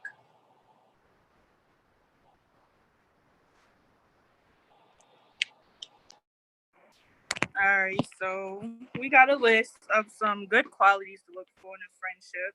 If you want to read with me, Micaiah, you go first, then I go first, and You can do 3, I do 3. I mean, it is what it is. All right. So 1, we got trust.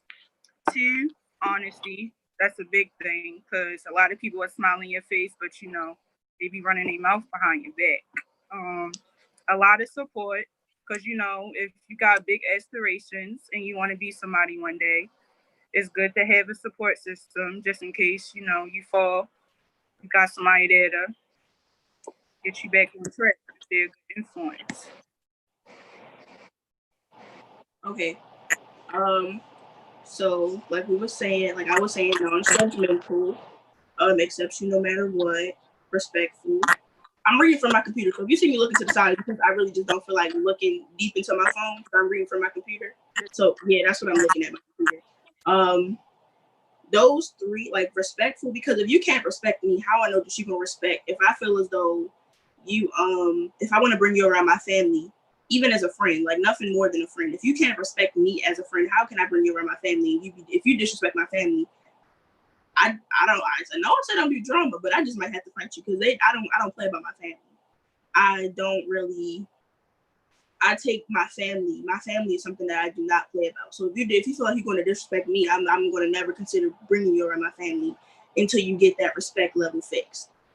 Because if you can't respect me, or if you can't respect your other friends, I can't expect to ever bring you around an adult or my family. I mean, you can bring me around your family if you want, but it's not really like as friends, you have to be able to respect me to get respect back. Because I mean, I'm not gonna be a friend if you're disrespectful, but it's still like it's a limit. But exception no matter what. Some people, all right, so some people be like I'm trying to think of an example. Like people be like, all right, so I'm just gonna do like a little weight thing. So people have like a lot of, like, you'll see like a lot of people like skinny friends versus like having a fat friend, or like a bigger size friend. And that's usually like, it's just like they don't really like, they just want to look like they accept everybody, but like they don't really. You can feel it. Sometimes you can feel it because it's been like that with me. Like sometimes you can feel how you feel different around a group of friends because you look different. So it was like a group of friends. They're not your friends, but it's like you can feel different. And so it's like you don't really like that feeling because I go off a lot of energy. I go off a lot of vibes. If I don't like the vibe, I just take myself away from the situation, at least until it gets together. Because I'm not really the type of person who you just gonna sit here and you just going. I might not say nothing about it because the way I might say it might come off as disrespectful. So I might not say nothing about it right then and there, but I'm gonna watch it. I'm gonna see if it changes, if it get worse, if it get better, and then eventually I'm gonna call you out on it. And I'm not gonna care because if it doesn't get any better, then I'm gonna just call you out on it. However it plays out is however it plays out. But I'm gonna try my best to make it respectful because that's just the type of person I am, and I'm not really like drama filled, like I said. Non-judgmental, I went on into that because people judge for no reason. So I ain't really gotta say too much about that. But yeah. Cool. So just one question for y'all. Can y'all tell us the difference between like being judgmental and holding your friends accountable? Because I think sometimes people get confused about the two.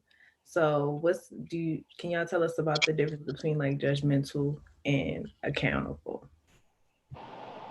Okay. Being judgmental, you said being judgmental, holding you accountable, right? Okay. Being judgmental is you're like constantly criticizing somebody negatively.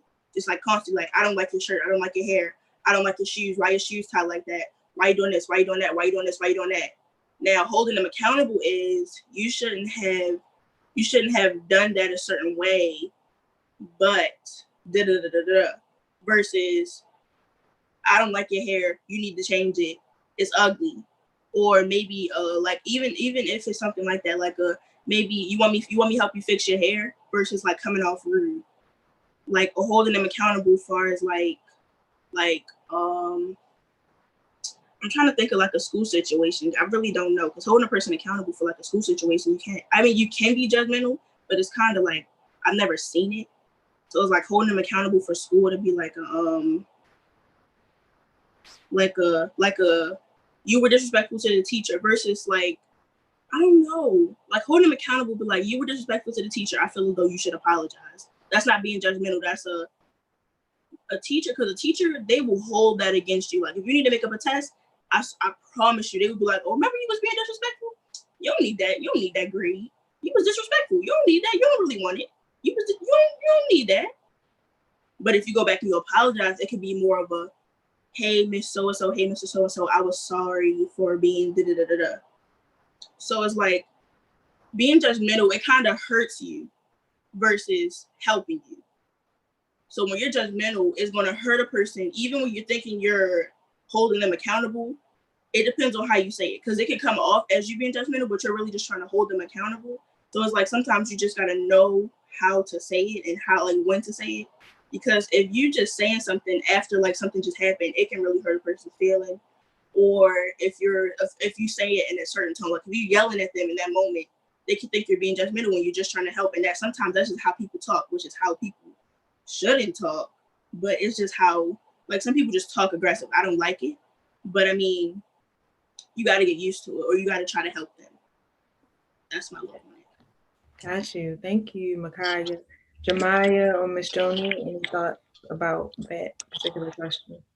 I'm gonna go. So basically what Makaya said, basically is negative versus positive.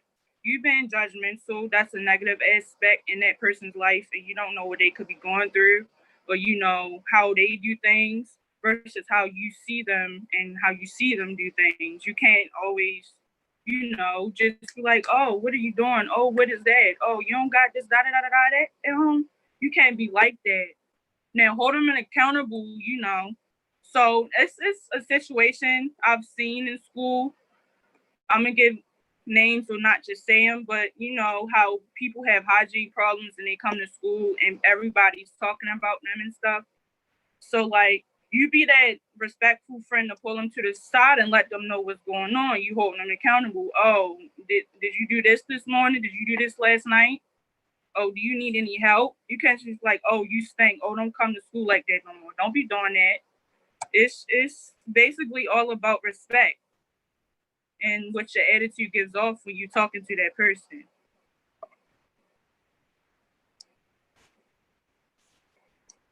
But Miss Joni.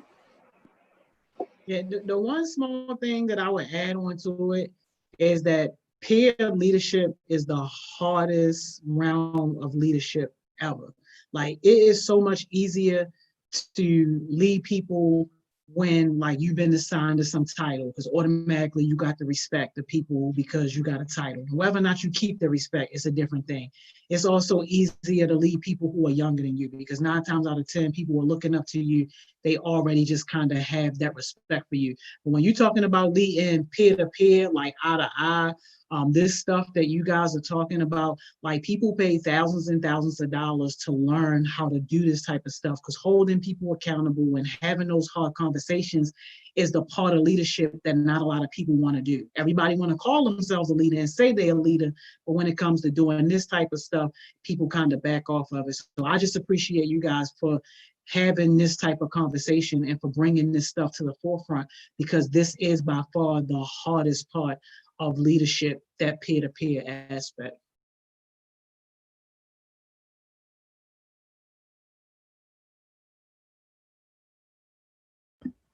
All right, now we're moving on to the flip side. So moving on to like bad, quote unquote, bad friendships. So what are some of those qualities, ladies?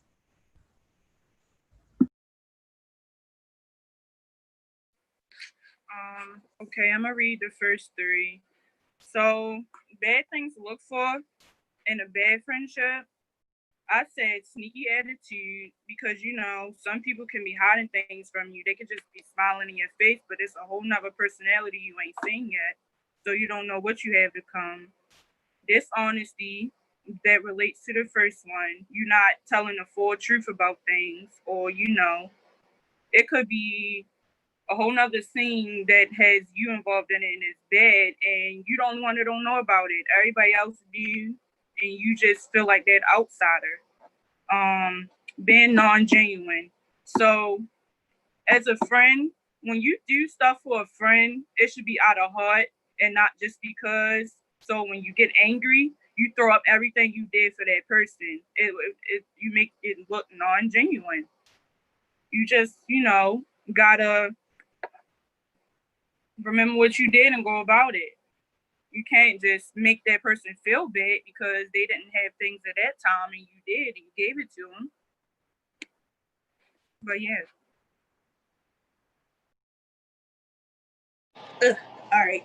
So the next three would be non-supportive, like far as all right. So a lot of like business stuff. Cause I know I've seen stuff before where it's like people are they can be your greatest friends, but they've never reposted a post. They've never bought anything. They've never asked you, did you need anything? Because support isn't always money based. That's why I know I've like, far as like the people who I consider my friends, I know I don't always like repost their stuff. It's not intentional. It's just like, I just be like, don't be looking at stuff sometimes. And if it don't pop up, I don't see it. But like now I'm starting to get onto like reposting it, like getting them like the support and tagging them and stuff. People asking me to post their stuff. I'll repost it because I know if it was me in my business, when my business started, I would be hurt if like people are so-called my friends. Like I don't even want anything to buy anything from me. I just want to have the support to just know that I have something out there for me. So it's like just not having anybody repost it or just having people who just, oh, I like the post, that's enough for support. That's not somebody who I would consider my friend, because if it was you and your business, I would go 10 times harder. I would make sure that I'm buying something even if I don't have the money. Sometimes, because sometimes money do be a little tight sometimes. So it's okay. It's all right. But like I still want to make sure I'm being that friend who's going to support you no matter what. Even if it's not business wise, even if it's sport wise, you feel like you're doing bad at the sport. I am not an exercising person. But we can go exercise if you want to go exercise. I really just don't care. Just something to make you feel like you're being supported. I'll do whatever you need as a friend because I'm just that type of person. And a lot of people don't do that. A lot of people don't deserve that at all. Because when it comes down to them doing it for you, they just won't do it for you. And I learned that as well. The attitude changes when they get around other people. It's just more so of a, if it's 3 people in a group, there's more than likely that the 2 people out of that one person are closer to that one person. So they might treat you differently and you're going to notice it. I mean, that's what happened to me. I'm not going to say for everybody, because some people are like, everybody's really inclusive and they'll just like be there for you. But some people really just act really different when they get around that one person or like them 2-3 people. And then you just be sitting there and you just be like, but we just did da-da-da-da-da. And they'd be like, oh, well, da-da-da-da-da-da-da-da. Excuse me, like trying to push what you had to say off and go back to being with their friends versus them being with you and spreading their attention equally. There we go. Spreading. Oh wait, I said spreading. What? Shutting your opinions / ideas down often. That has happened to me so many times.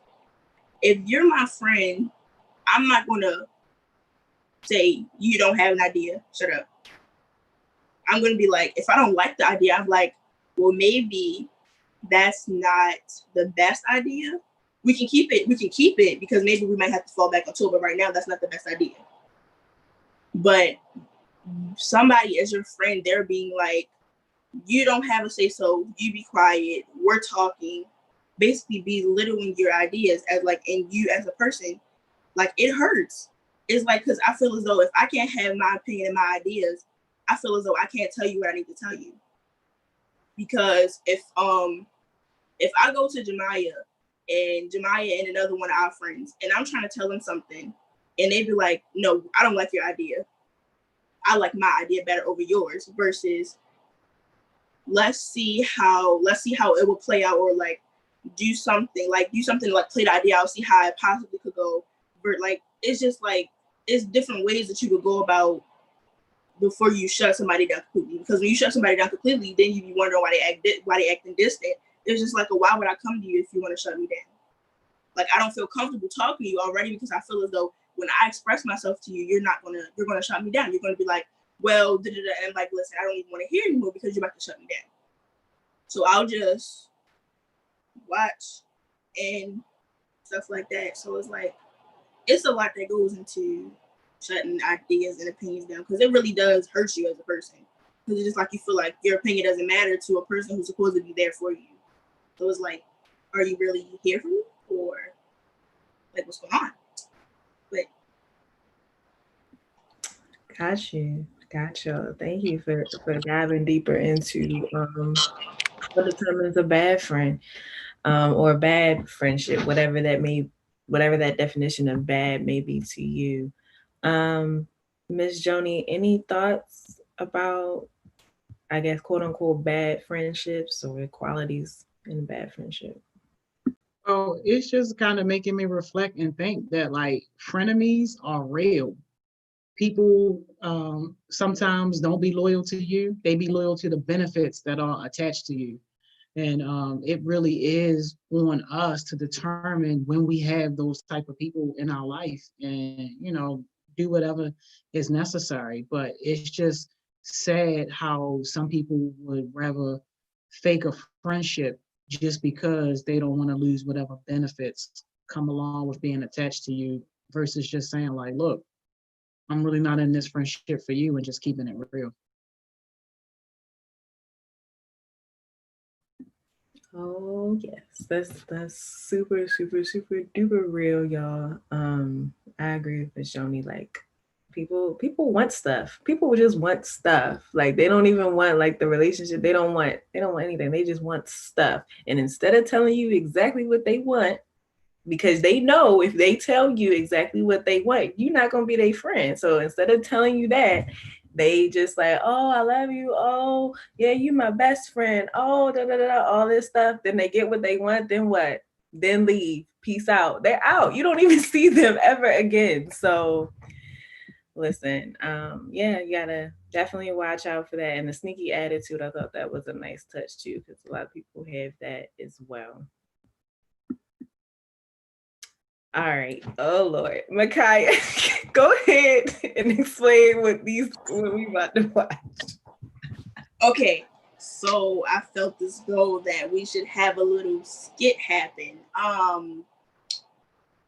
Y'all gonna determine if it represents a good friendship or a bad friendship. Now, for one of these videos, it is elevator music. So just be prepared. That's all. Yeah. We do not own the rights to any of these videos that we are about to show. Y'all know I gotta say it, because I'm not playing with y'all, YouTube. I'm not playing. It's nothing in here that should determine anything. We don't own the rights to this one, and we don't own the rights to the next one. It's fine. Everything's gonna be fine. We can shut down. We coming back up.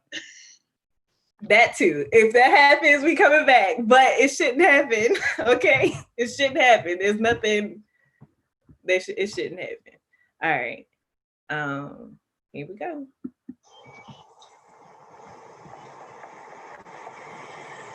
Hey, what took you so long? I've been waiting here for like 20 minutes.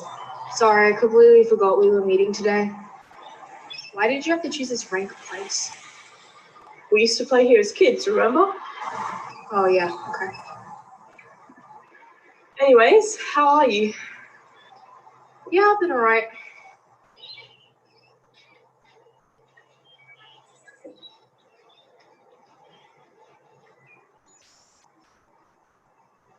What are you wearing? It's a new shirt I got. Like it? It doesn't look good. What? I'm your best friend. I'm supposed to tell you the truth. It makes you look fat. Oh my god. Stacy cut her hair off. Yeah, I saw that photo. Looks really nice. Seriously? The short hair just makes her face look chubbier. I honestly don't get how she's so confident. She looks disgusting. You shouldn't say that. Stacy's a really nice person. Yeah, whatever. She's ugly. And she should really start cutting down on those carbs. Shame she has that name too.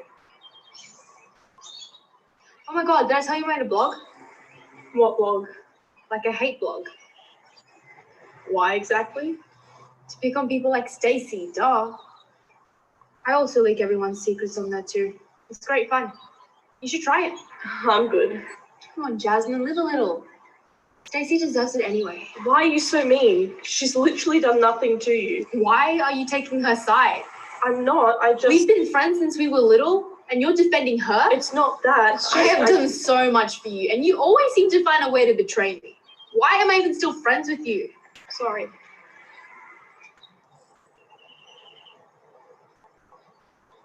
All right, we can pause it right there. Do you remember when we used to? So, in the comments, I'm seeing a lot of bad friendship and a lot of bad reactions. Not too many, but yeah. Kamaya, she said I might have went across her face 1 or 2 times. That's not good. You shouldn't do that. Be respectful. Deshaun said this is a bad friendship. Kiara said people really go through this too. That's the sad part. It is true. Whoever does, I hope it gets better. A lot of people saying she tested it, but yeah, you're right. It is a bad friendship. Because in my opinion, first, if you're talking to me, please don't put a phone in my face. I want to look you eye to eye. That's how I know you actually listening and you have some kind of respect. And 2, if you don't really agree with my opinions, you don't got to go off like that. You might feel attacked, but it's a different way to that to express your feelings. But yeah, Makaya. I seen a comment. Said something about we love manipulation and gaslighting. No, we do not. No, we don't love that. I would just take that as sarcasm. Yeah, I think she. But that's a really bad friend. That's an example of being judgmental versus holding accountable, because she was just criticizing everything that came out of her mouth to her friend was so negative, just a negative Nancy.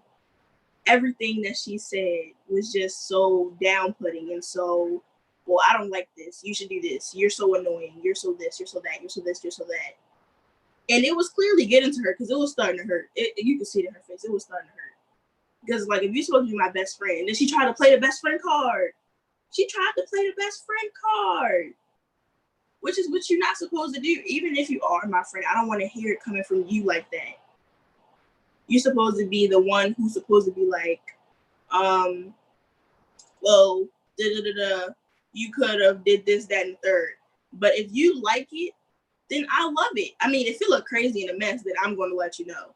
But if you like it, then I shouldn't have a problem with it as your friend. If that's what you like, I'm not going to down put you on what you like. If anything, I'll support it and help you with anything that you need going towards it. Like her blog, I think she was saying like she had a blog and she was like she doesn't like blogs. Like, I don't care. It's what I want to do. And if you can't support it, you can go ahead and you can find your way around it, just keep the friendship if you wanted that bad, or you can just leave. So that's that. Absolutely. Yeah, nah. She was tripping. She was tripping a lot. I just would have had to be like, you know what? I'll see you later. Actually, I won't.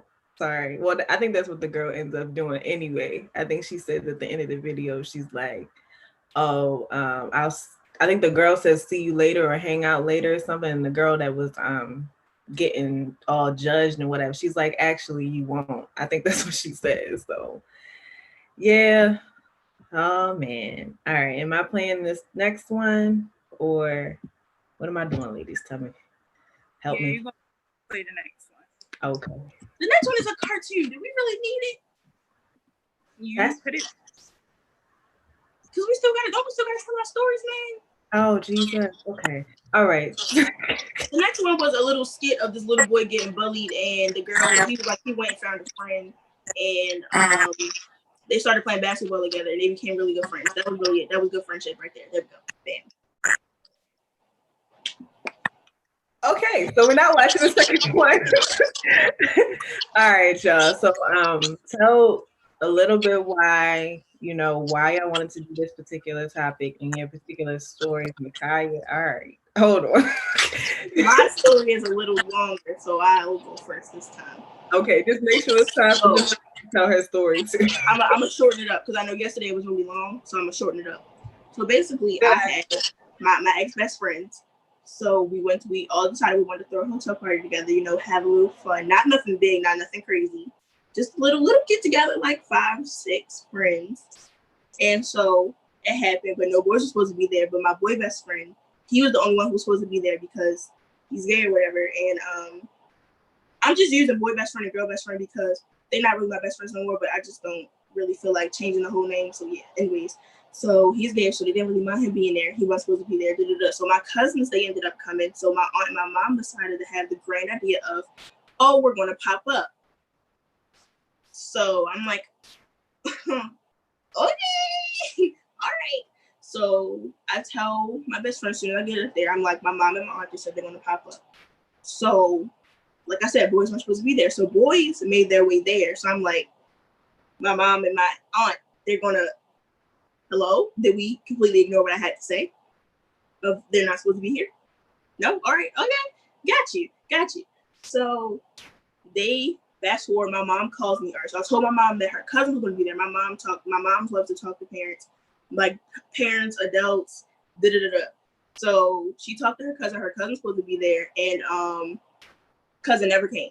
Her sister was supposed to come too. Sister never came. So when it came time for them to almost come in, they were like, you have until 11:30 to find an adult to watch you, or we're taking y'all home.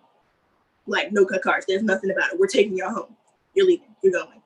So mind you, I didn't know what time it was, so I looked and I realized I'm like, the boys are still here. So I'm asking my girl best friend, I'm like, can you call your sister? She's like, I'll text her. I'm like, can you physically call her? Because you have a better chance of, if you call somebody, you're going to get an answer. She'll like, I'll text her. I'm like, I'm practically begging her to call her at this point. So I'm just like, so you really just not going to, okay, all right. So that's when it's 12 o'clock on the dot. 12 o'clock on the dot. All right, anyways, I'm pretty sure that's not how it goes.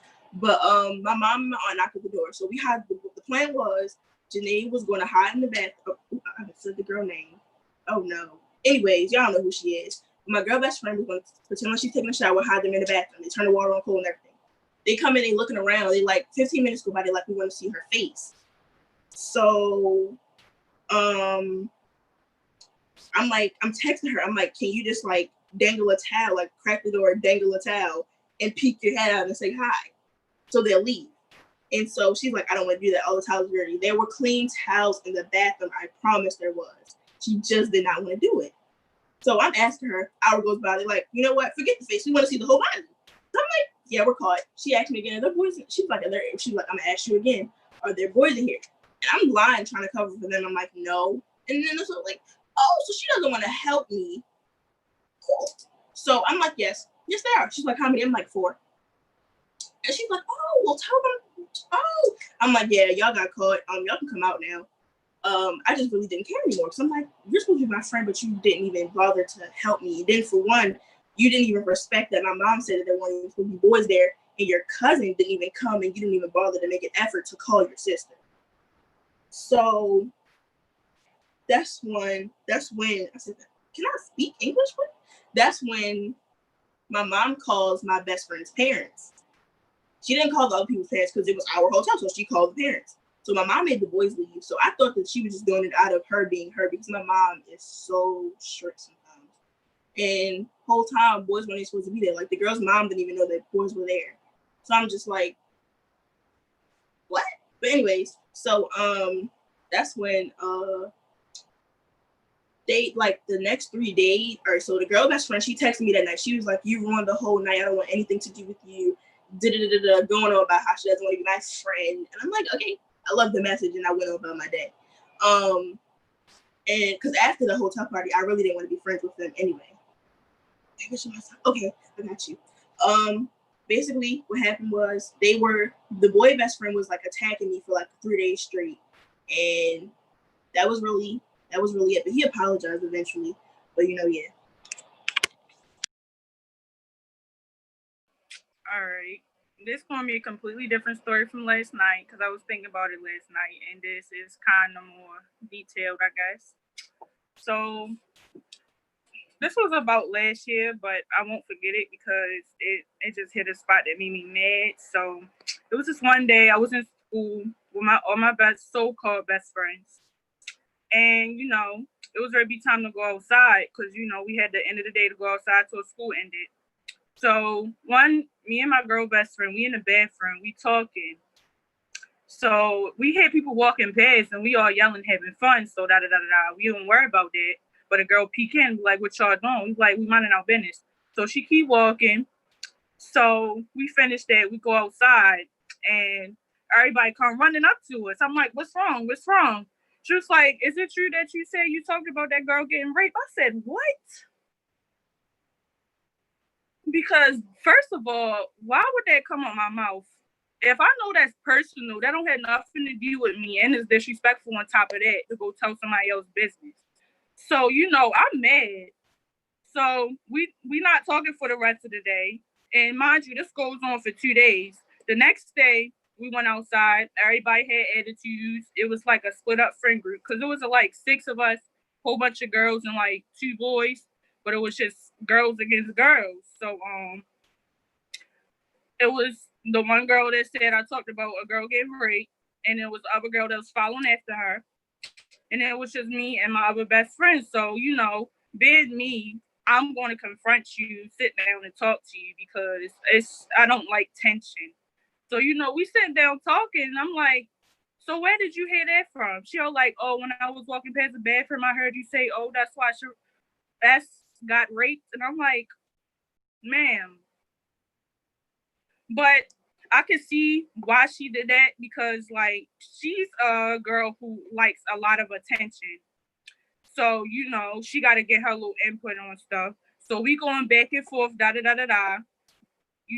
It's just the most of the day we just talking about each other and stuff, being childish. Think about it now, and we talked it out and we went our separate ways. I don't talk to them anymore. If I see them in public, they say hi, how you doing? Keep it walking. I don't associate with none of them.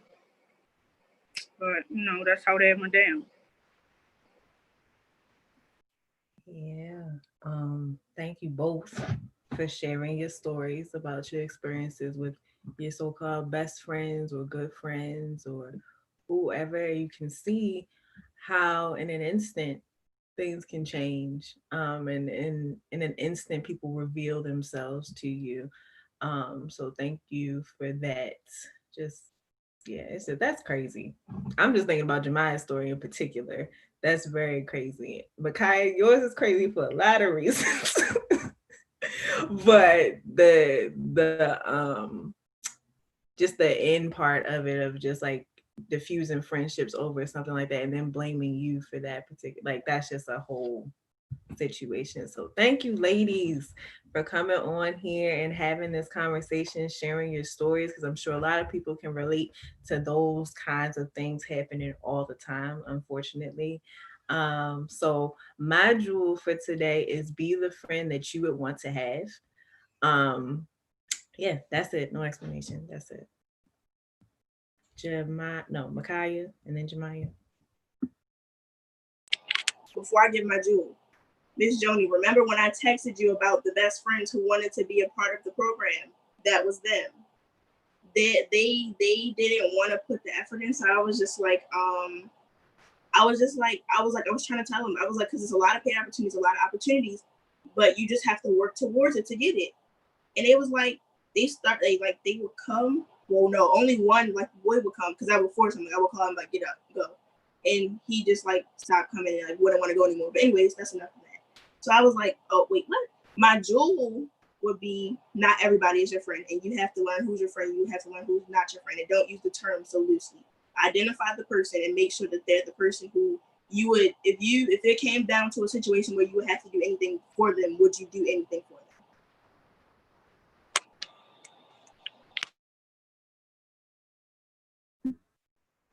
Go ahead, Jemiah.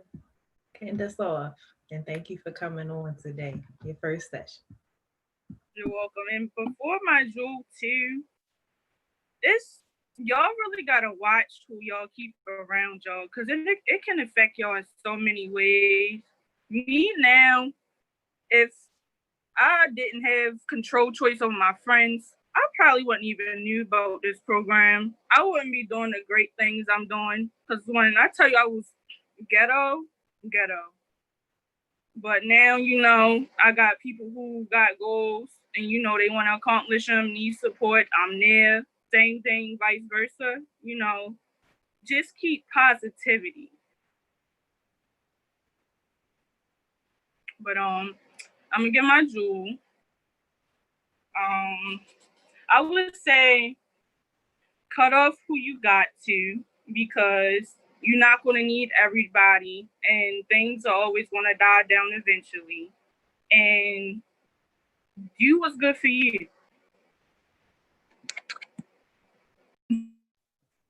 Period.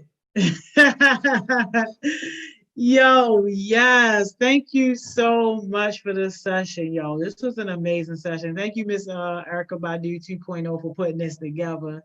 We appreciate it. Thank you, Micaiah. Yo, you just came out and you just been running it ever since. Like, I'm so proud of you. Thank you so much. And Jemiah, I'm extremely proud of you for, again, just showing people like that you can do it. Like, you admitted at the top of the thing, like you were scared, nervous, whatever, but you still got up here and you did a fire presentation. Like, amazing job. Thank you so much. That's leadership in you, baby. That's leadership. Absolutely. They did that whole thing. I just gave them the space. So they did everything, y'all. So they did it, y'all do it. Love it. Thank y'all so much. Tomorrow, Miss Money Mo, Erica Badu 2.0. Oh my God. Okay, yes. See y'all. All right. See you, Micaiah. See you, Jemiah. Yo, what a great session, yo. Did they not do a good job, yo? Man, listen. I hope somebody's having a good day at work today, because I'm having a great day at work today. Yo, go ahead, take your break. After you take your break, take your lunch. I see y'all back here for our last session at 2:00, yo.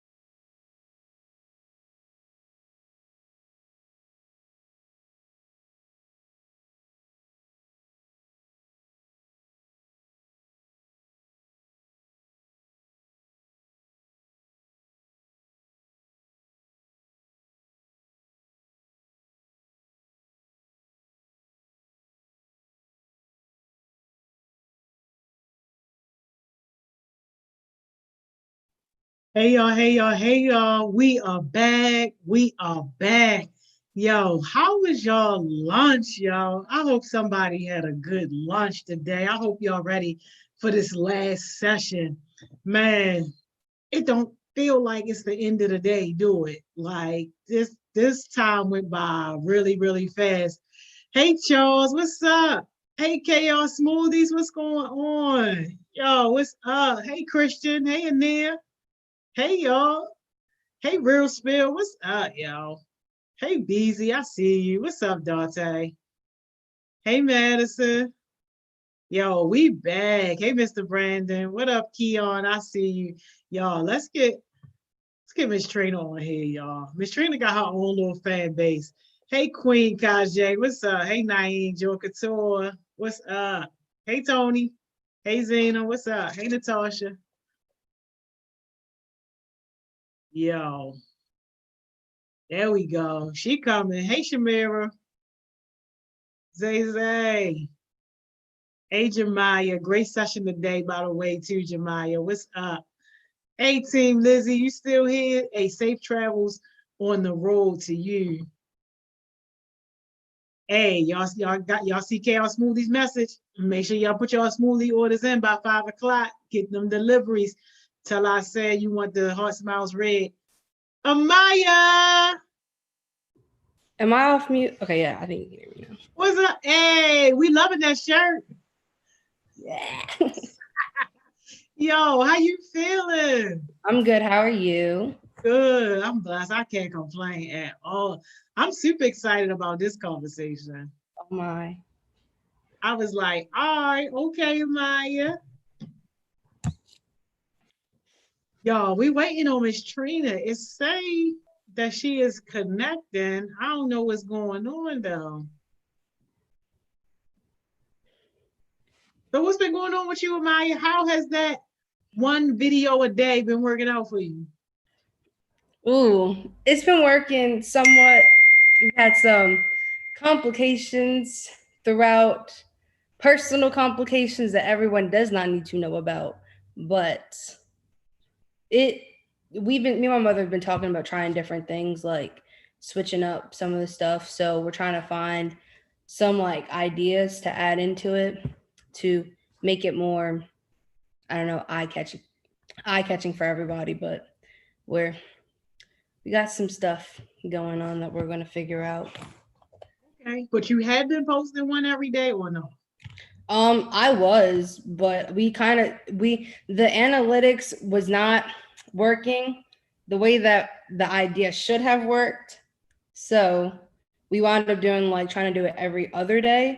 And then me and my mom kind of talked about it, and we're thinking of doing trying to set up different genres of music to try to give people a variety, because there's people on my page from the southern side, the more urban side. So I'm not even about to drag you on your own session, yo. Please don't. Be back here. Hey, Miss Trina. Hey, you just saved her from the drag of her life, Miss Trina. Thank you.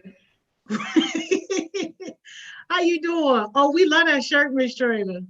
Oh yes, I love this shirt.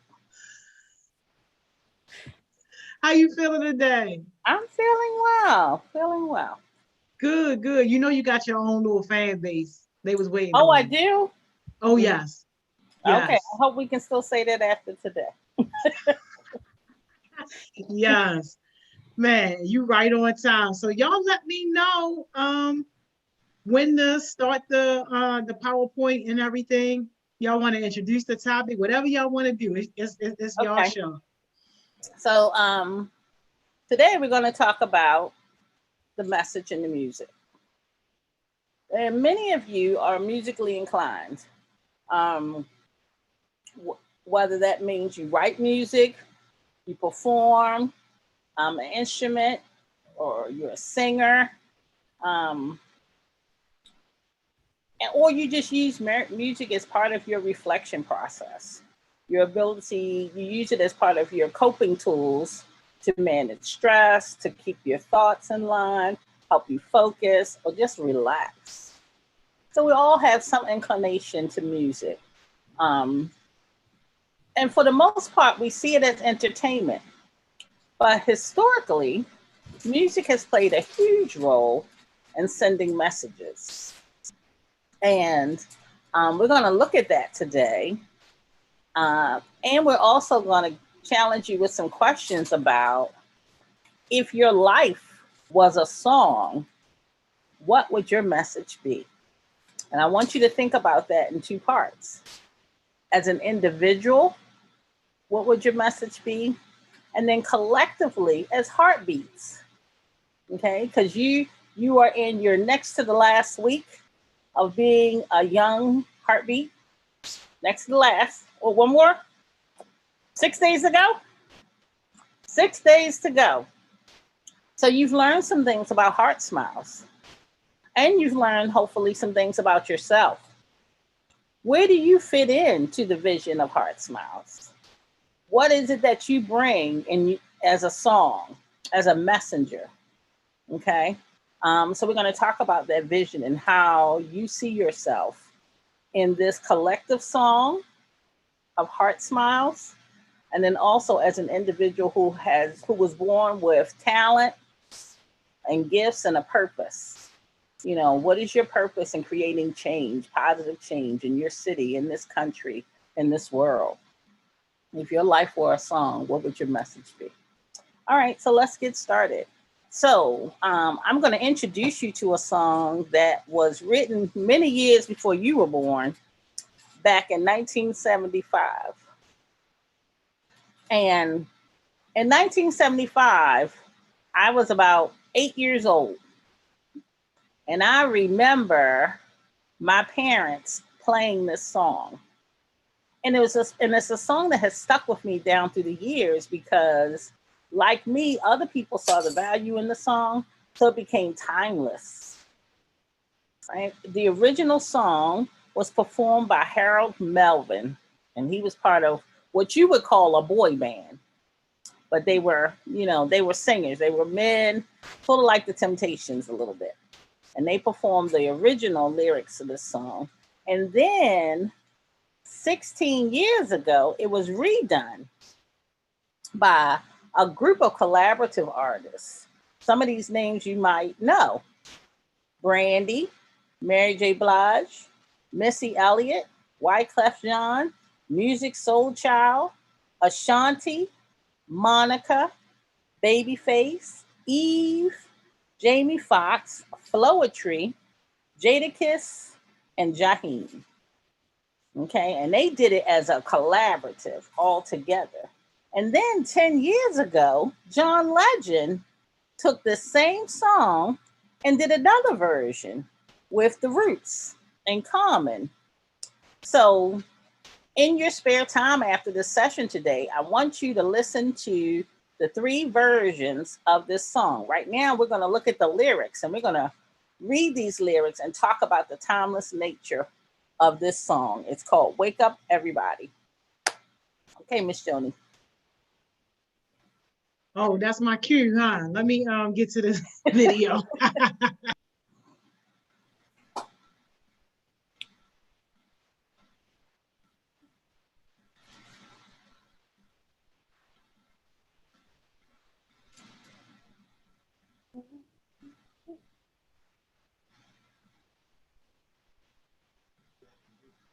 She's pulling it up.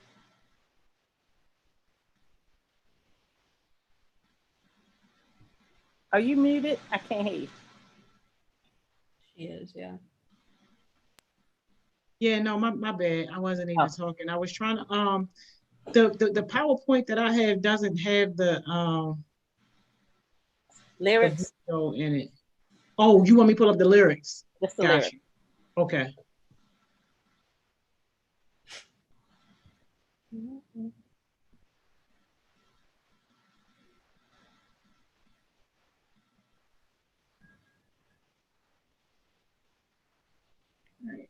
You can't see this, can you? Not yet.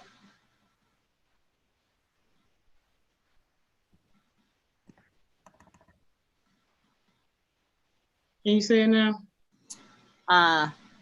Yeah, that's Inner City Blues. Do you have the ones, the lyrics for Wake Up Everybody. I think Miss Mo was just pulling the lyrics to isolate it from the video. Did she send it?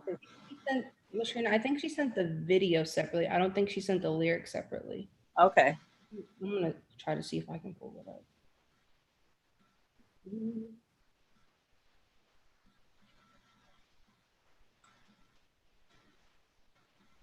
Yeah, those are the lyrics that I have. Well, she sent it within the first part. I just get it from the internet. What is it? It's Wake Up Everybody, Harold Melvin. Lyrics. 1975. So while we're waiting for that, I want you to think of, you all may have heard your parents or grandparents play music, and you didn't realize how old it was because it seemed really relevant, that if it was produced today, it would be relevant to some of the things that are going on. So in the lyrics to Wake Up Everybody, can you all see the words here?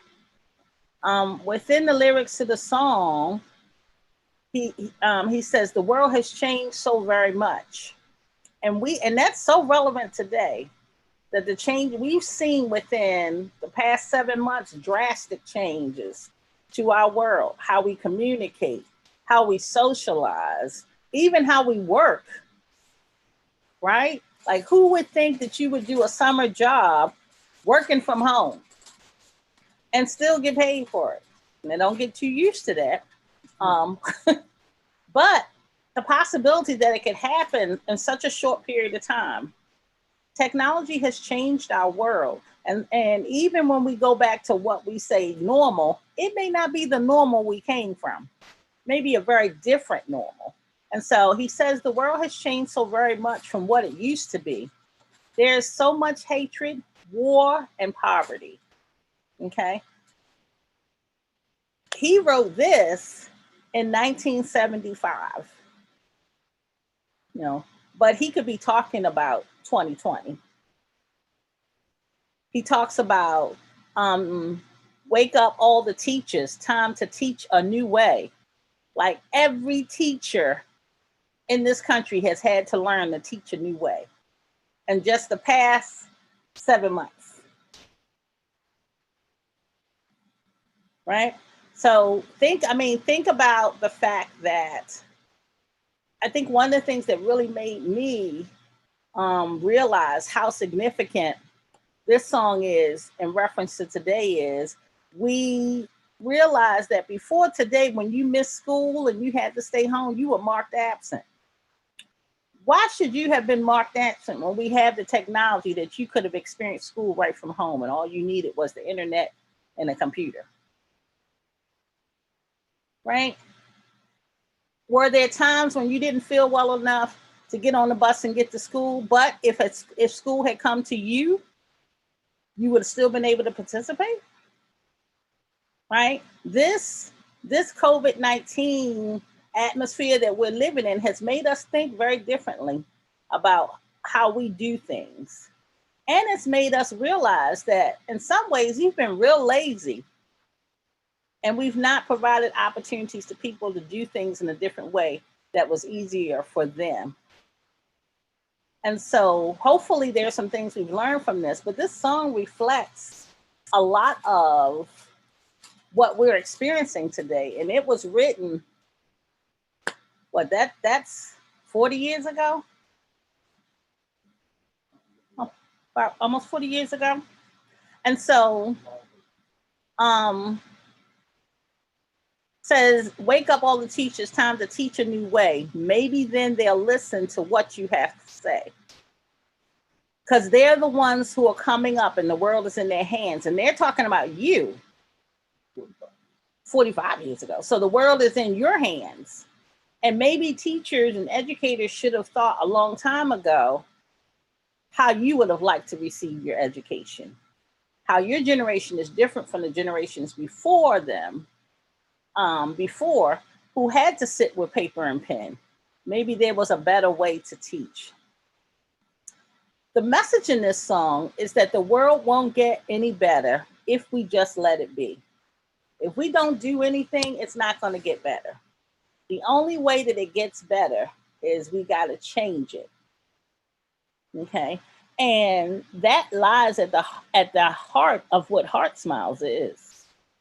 You know, changing the world for the individual and for the total population, changing the way that we see young people, changing the way that we look at people and label them and think that they don't possess anything, letting people realize what's in them and giving them a safe platform to test their skills and grow to become who they're purposed to be.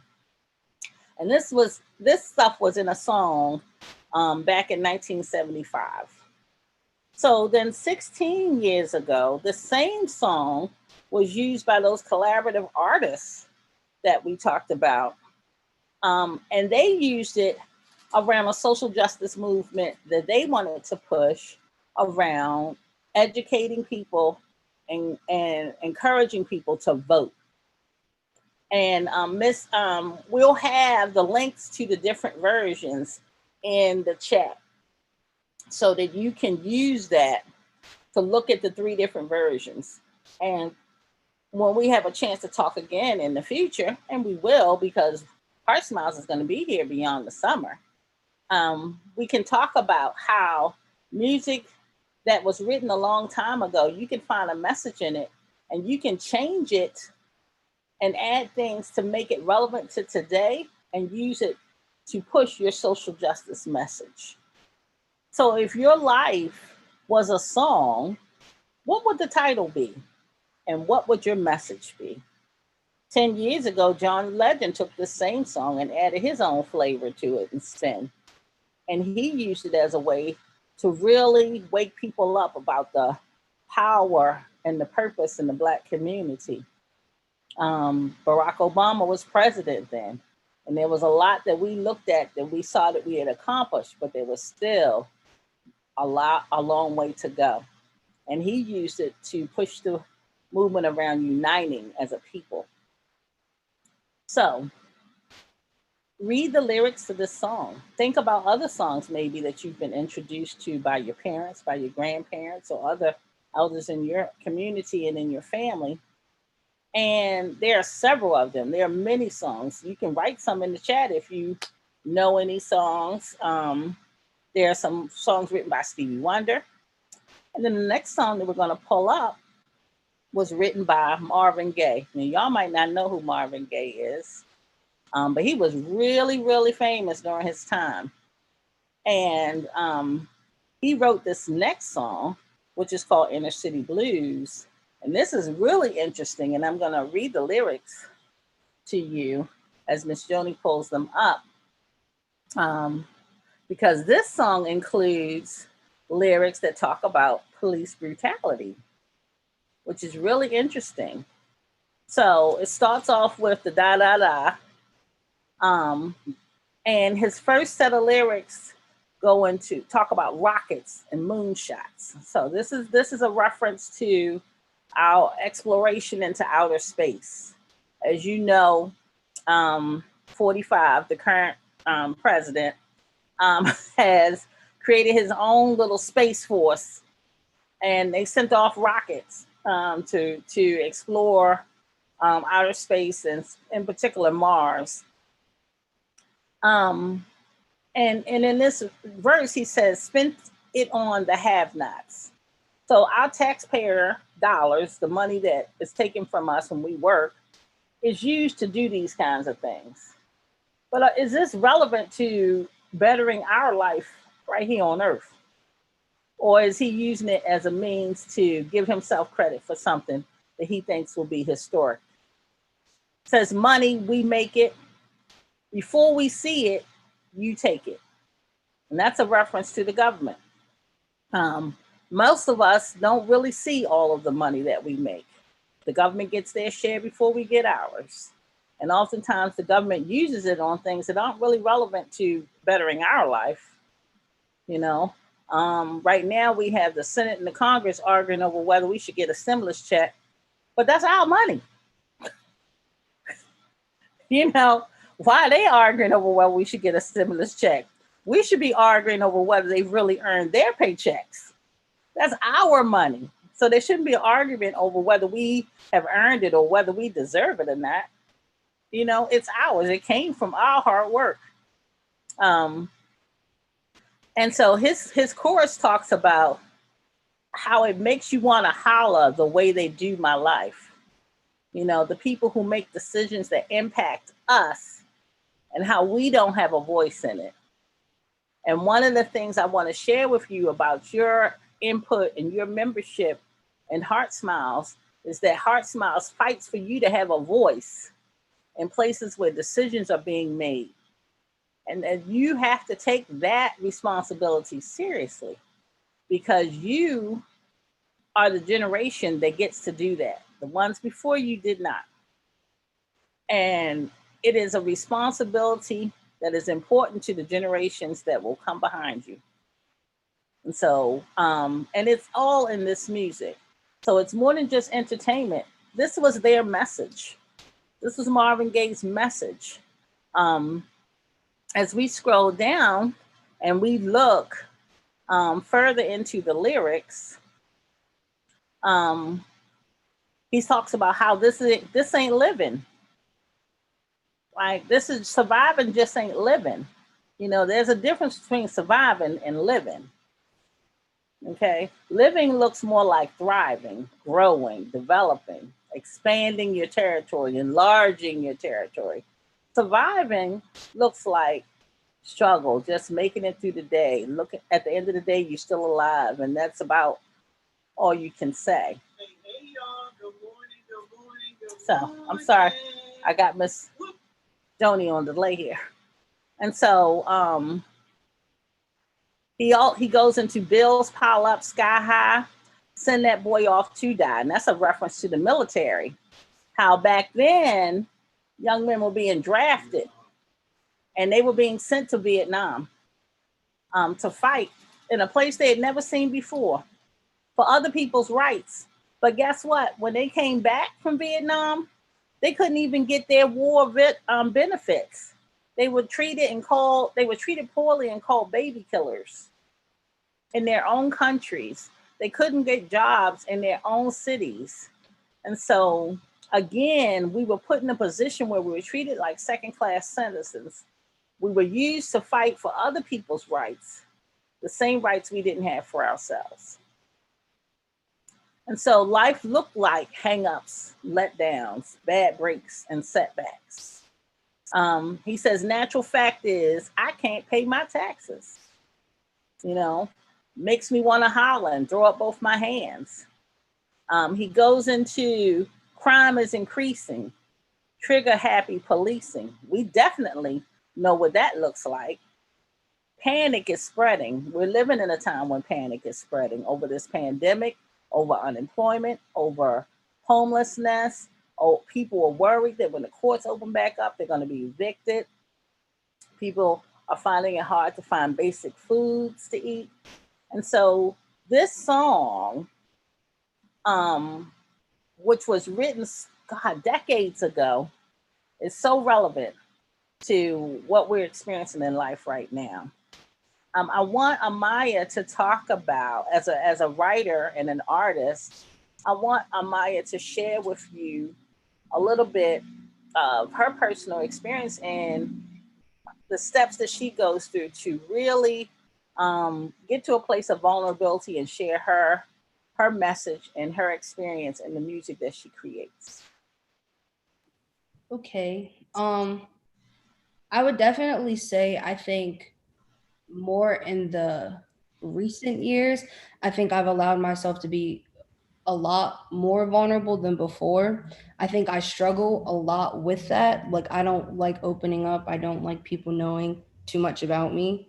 So I definitely feel like I would say, I don't know, maybe in the last like 3 years, 2.5 years, I think I've definitely opened myself up more with, I think it comes out better in music when you allow your story or, other people's story that affected you very deeply to be shown and to be more truthful in my lyrics. I think that has helped me be more vulnerable. Um, Usually for me, there's not really much of a process when it comes to writing.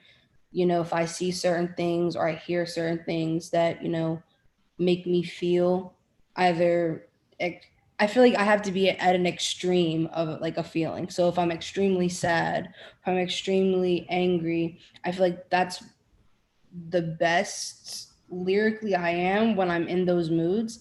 So when I do, I kind of just I write everything down of how I feel, like word for word, like kind of like I'm talking to myself in a letter. And then I just kind of from there I mess around on either like my guitar or my keyboard, and I just kind of put stuff together. I remember this was actually around the time when I was starting to do more stuff with Miss Joni, and I went to a ceasefire event where I sung and I was on the news, and I I was singing Rise Up, which is like my go-to song when it comes to certain events like that, because I think that song really speaks to me, not only to me personally for my own things, like, it just kind of is a reminder to let myself never fall too far.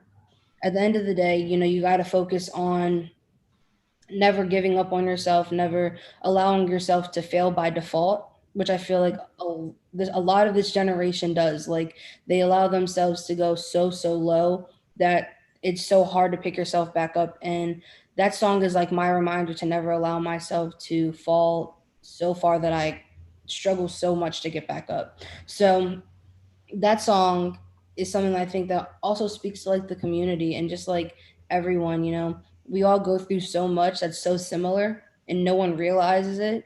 And everyone like is so set on separating their issues and separating the problems and separating.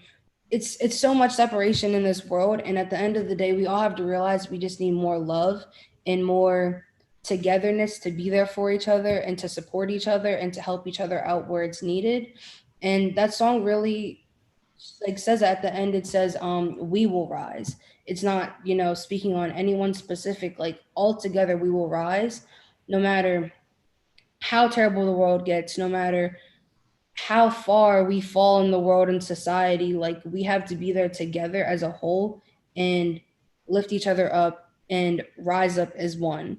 And when I did that event, I think that was around the time where I really realized like I had to be more vulnerable. Like I had to put myself out there in a way that I was very uncomfortable doing, to not only become better as a performer, but to become better as a person, to grow myself as far as like lyrically, musically, just kind of it opened my mind up to just growing in like so many different ways. And I think once I did that, I remember when I did that performance, it was actually an outbreak of like an issue. Some man was in like the back and he was like yelling and like in the middle of literally in the middle of me singing, like he walked up in front of the stage and started yelling at me and was like all in my face, and everyone was like, get him away from the stage, get him away from her. And like I was terrified. I didn't know what to do. I didn't know what was going to happen. And I just remember like I left there and I still felt very fulfilled because I feel like I did my justice. I put my work into, stand up for what I believed in. And I just remember watching like a bunch of like police cars. They had helicopters out there coming, like, because I don't know, they said that he was on something. And it was just so sad to like see that's really the path that people go down. And I think the whole event itself really just opened my eyes to so much. And I remember, I think it was a week after that event, I wound up writing this song because one of my really close friends, her grandmother passed away. And I remember speaking to her and her opening up to me about how it felt. And just like how much she was struggling at the moment, because that was probably like the person, like that was the closest person to her. And I remember everything she was saying about, her grandmother died of old age, like she passed away, and it wasn't like anything like was like done to her. But then the way that she was explaining how she felt brought back like that same feeling I had a week ago being there, and just the sadness of seeing this is really like, we have to have events about, and we have to have like marches and so many different things about people killing other people, killing innocent people. And it blows my mind that we really have to fight for people not to do that. So I remember after speaking to her, and just, like that sadness like really dawned on me, and I was in a really, at that point I was in a really depressive state. I think it was just so much going on, like not only in my own life, but then so much like on the outside that affected me, and then just different things that I was a part of. Like I was doing a lot of community events, and just so many stories that I heard, and just so many like people I've seen that had some of the similar stories. And then to hear her talking to me about it, it put me in a really, really bad place. But I think musically it helped me grow a lot. So I wrote this song, and it's not on my Instagram anymore. I put the post in like the archives, because I was like, yeah, I don't want, no. But I think that song that I wrote, I think it really spoke to me on, that was probably one of the most vulnerable songs I've written, as far as telling my truth and my story straightforwardly. But I think since then, I've definitely, opened myself up to being more vulnerable and letting people, hear the flaws that I have, allowing everyone to see the real me. And I think before I was very, very shelled off, and I didn't want people to know the real me. I was scared to allow people in.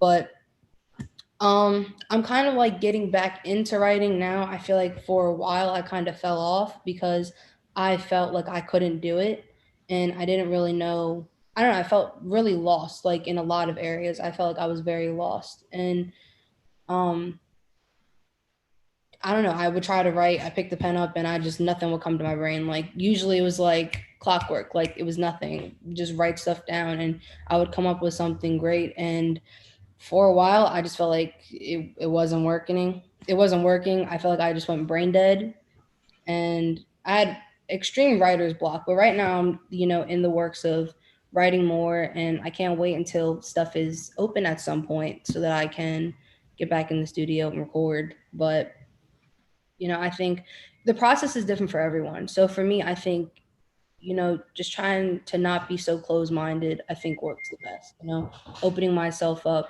and allowing my thoughts to flow freely instead of trying to keep certain stuff in. So, Thank you, Amaya. And so, like Amaya, a lot of you are artists. And so you take your inspiration from different places. A song you might hear from someone else may be an inspiration to you.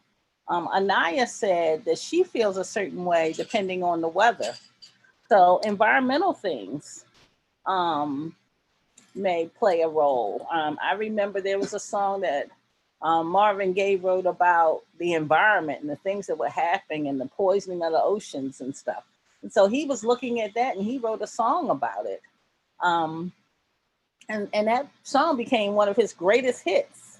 Like Amaya shared, oftentimes you think what you're experiencing or what you're feeling, you may be feeling it in isolation, but believe me, there's someone else out there, who is feeling the same way. May not have your talent to put it in a song, but if you challenge yourself to be vulnerable and put it in a song and share it with the world, someone else is going to be blessed and inspired by that as well.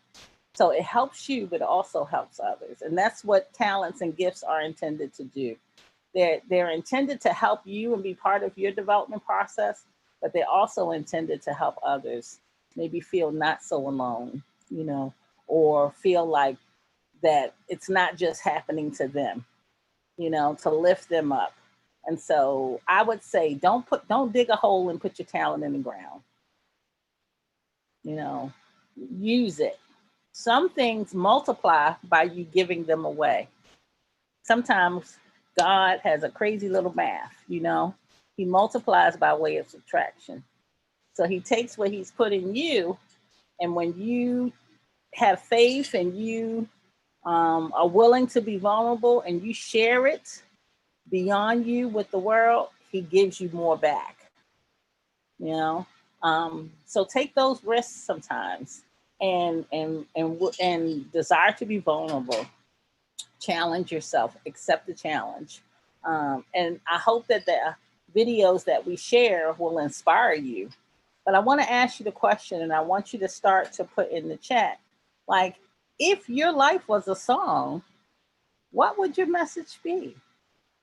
You know, what is it that you're experiencing in this time when the world is challenged that you've realized about yourself? What are the strengths that are coming out that you're starting to see? You know, and what picture is it painting for you about your purpose? What would your song be called? And what's your message? Okay. And I want to share a quote that was shared a long time ago by a young man. And I want to ask you, who wrote it? Okay. All right. So let me pull it up. And I'm going to read it to you. Let's see if I can.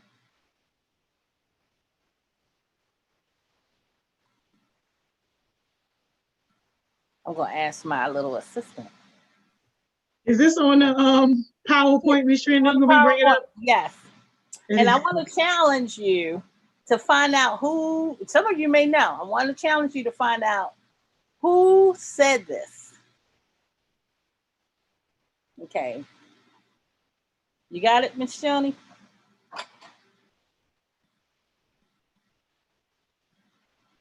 I'm getting it. I see it coming up. Okay. I thought it was so cool when I read this. It's that second slide.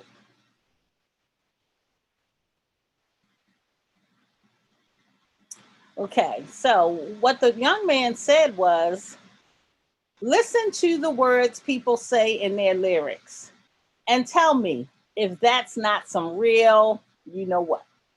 If that's real to you, you know what I mean. Listen to what they saying. Don't just bob your head to the beat. Peep the game and listen to what I'm saying. Hold us accountable for it. Who said this? Give me a good guess.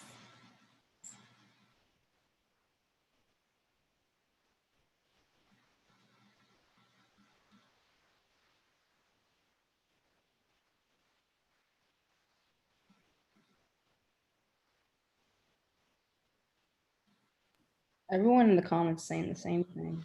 Is everybody in the comments? Okay. That's what I said. It's Tupac, isn't it? It is Tupac Shakur. Yes, Tupac Shakur said this. I'm a huge fan of Tupac. I really believe that he is prophetic.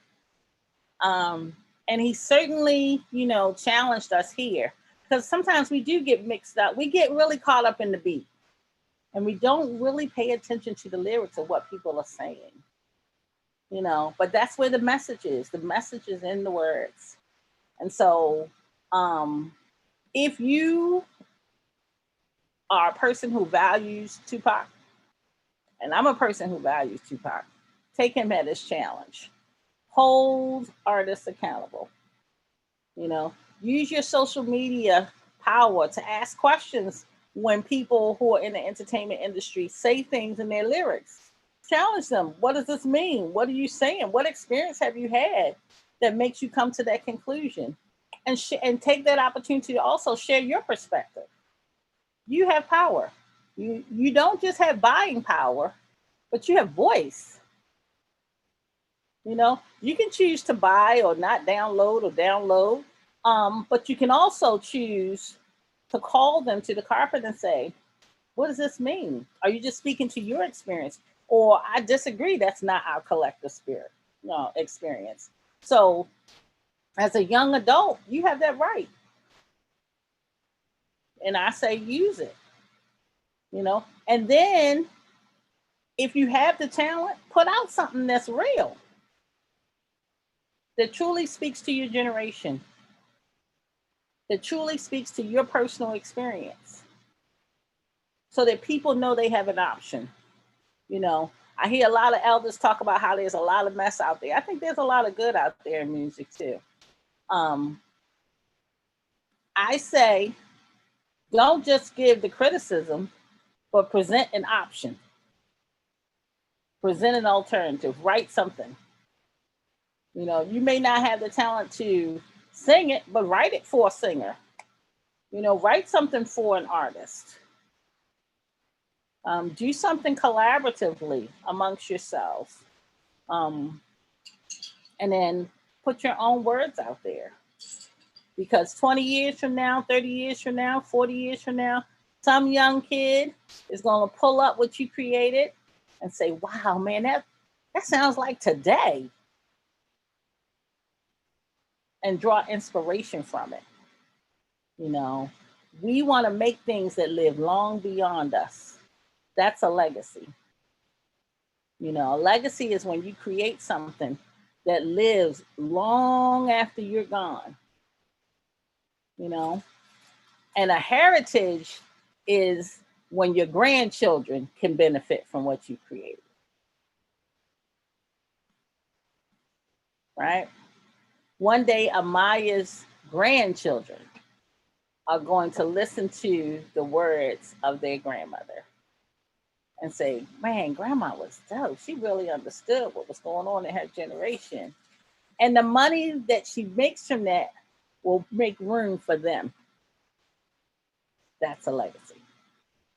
So I encourage you to look at the videos. I encourage you to make and create things for yourself and for your generation that speak to who you are and what you value. And I encourage you to hold artists accountable. So what's your message?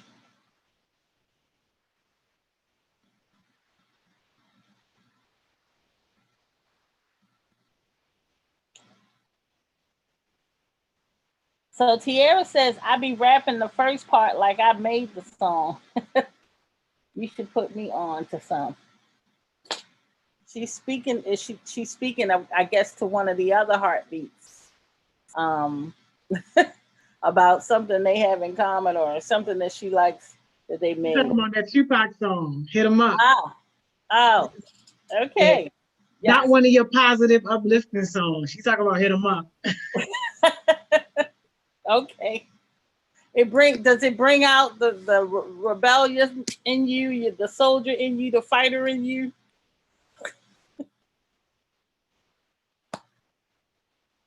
Sometimes it's good to be rebellious. You know, sometimes it's good to have a fighting spirit. We have room for that. Just know what you're fighting for.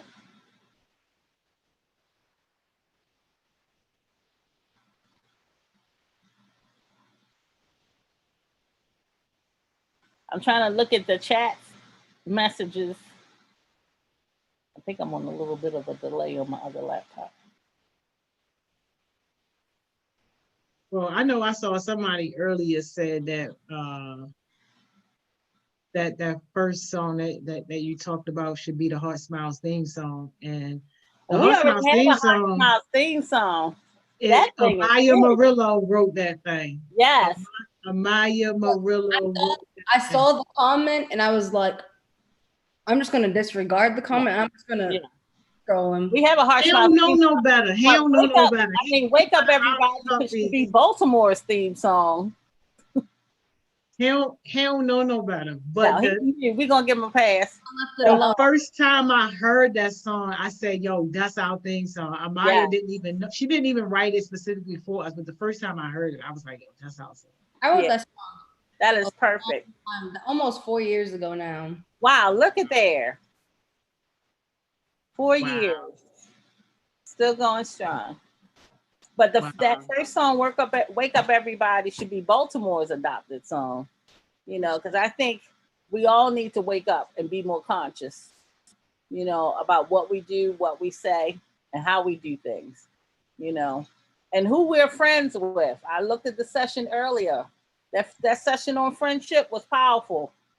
You know, don't use terms that really mean something loosely. None of us have 4,000 friends. Pick your friends wisely, because you will be known by who you associate with. And you know what's crazy? Wake Up Everybody is one of the songs. Actually, I have a solo in that song. So I'm doing this choir thing for it's called Buick. Yeah. It's a choir that I just joined about like 3 weeks ago. It's faith-based. So we have a performance on Saturday and I have a solo in it. And that's crazy because that's that song. Wow, that's so cool. That's awesome. That song, I'm sure when it was written, they didn't think, right, 45 years later, it would be so relevant. They probably hoped and prayed it wouldn't, because there was some serious social justice issues that were written within that song. However, it serves as an inspiration today. That message is universal. And we all could use a little waking up, I know I've been napping a little too much. It's all good. It's about time for your jewels in a minute. Yes, we are closing up, and I just want to challenge you all to watch the videos and think for yourselves about what it is, that your message is. What would people say about your life if they had to speak to who you were 45 years from now? And so make sure that you're always living your truth. It's important to live your truth. We live in a time where speaking it is not enough. Everybody can use profound words, but really live it out. Be a person of your word. And that doesn't happen overnight, but work at it. All right, so let's let Amaya start us out on our jewels. Okay. I would say speak your truth and come together as one to make the truth better than what it is now. Oh, I like that. Speak together, unity. Yes, I like that, Drew. Let me see. I'd say my jewel is dig deeper. There are many things that we do as entertainment, but dig a little deeper as you mature. Think about the messages, the things that you take into your ears, the things that you allow to enter your heart and in your mind, and make sure that those things align with what you say you value. Yes. Thank you, Miss Trina. Thank you, Amaya. Guys. This was a great conversation. Thank you so much. Thank you. We'll see y'all later. All right. Thank y'all. See y'all. Yeah. Y'all, what a great way to end our day, y'all. Oh my gosh. I hope somebody had a good day at work, because I had a great day at work. And y'all already know, yo, the countdown is real, y'all. The countdown is real. I hope that somebody is getting something out of these sessions.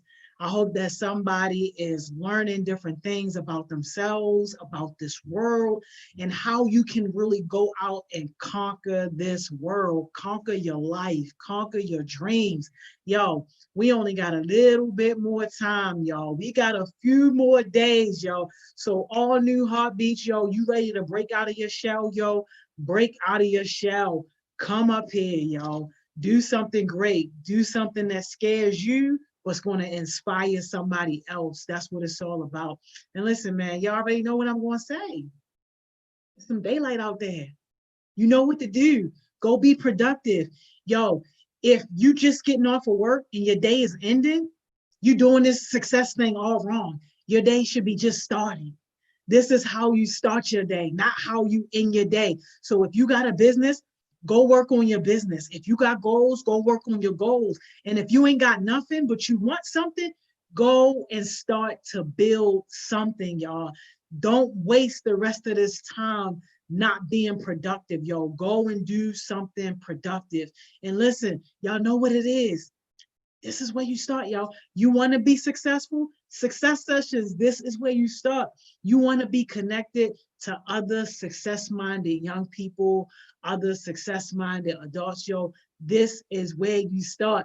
Like Chaos Smoothie said, y'all see Dante on the backup co-signing. You don't want to be a broke bum. Yo, this is where you start, y'all. And listen, we let Amaya off a little bit easy because we was about to take her to Drag City. But yo, somebody get with Amaya and make sure that she's doing what she said she was going to do, y'all. Amaya, y'all know how much talent she got. Amaya said she was going to post a video every single day. That's what she said. I didn't make that up. Don't let nobody off the hook, y'all, talking about, oh, well, this and that, and can't do it because of this, and can't. No, no, and no. Somebody tell Amaya her excuses are going to always be there for her. These days are not. We need her videos. That's what she said. Yo, Andre, I see you. Yes, yo, if you joining us tonight, Thriving Thursdays, right here, 6 o'clock, Thriving Thursdays. I can't wait. I'm excited. We having a great day, y'all. But you know what? I'll see y'all later. If y'all coming later for Thriving Thursdays. If not, then I'll see you tomorrow, what, 10 o'clock, 9:55-ish. King Core, I see you. A mentoring meeting with King Core and Cam. Make sure y'all hit them up, especially people who want to figure out how to get started with your goals, how to get started with a business, just how to get started with life in general. Like y'all at that season where you really just got to get started. So definitely, if you're looking for mentorship and if you want to be around that more positive energy, yo, hit up King Core, hit up Cam, get on their mentoring call. I promise you, you will not forget it. But that's it, y'all. Enjoy the rest of y'all day. I'll see y'all later.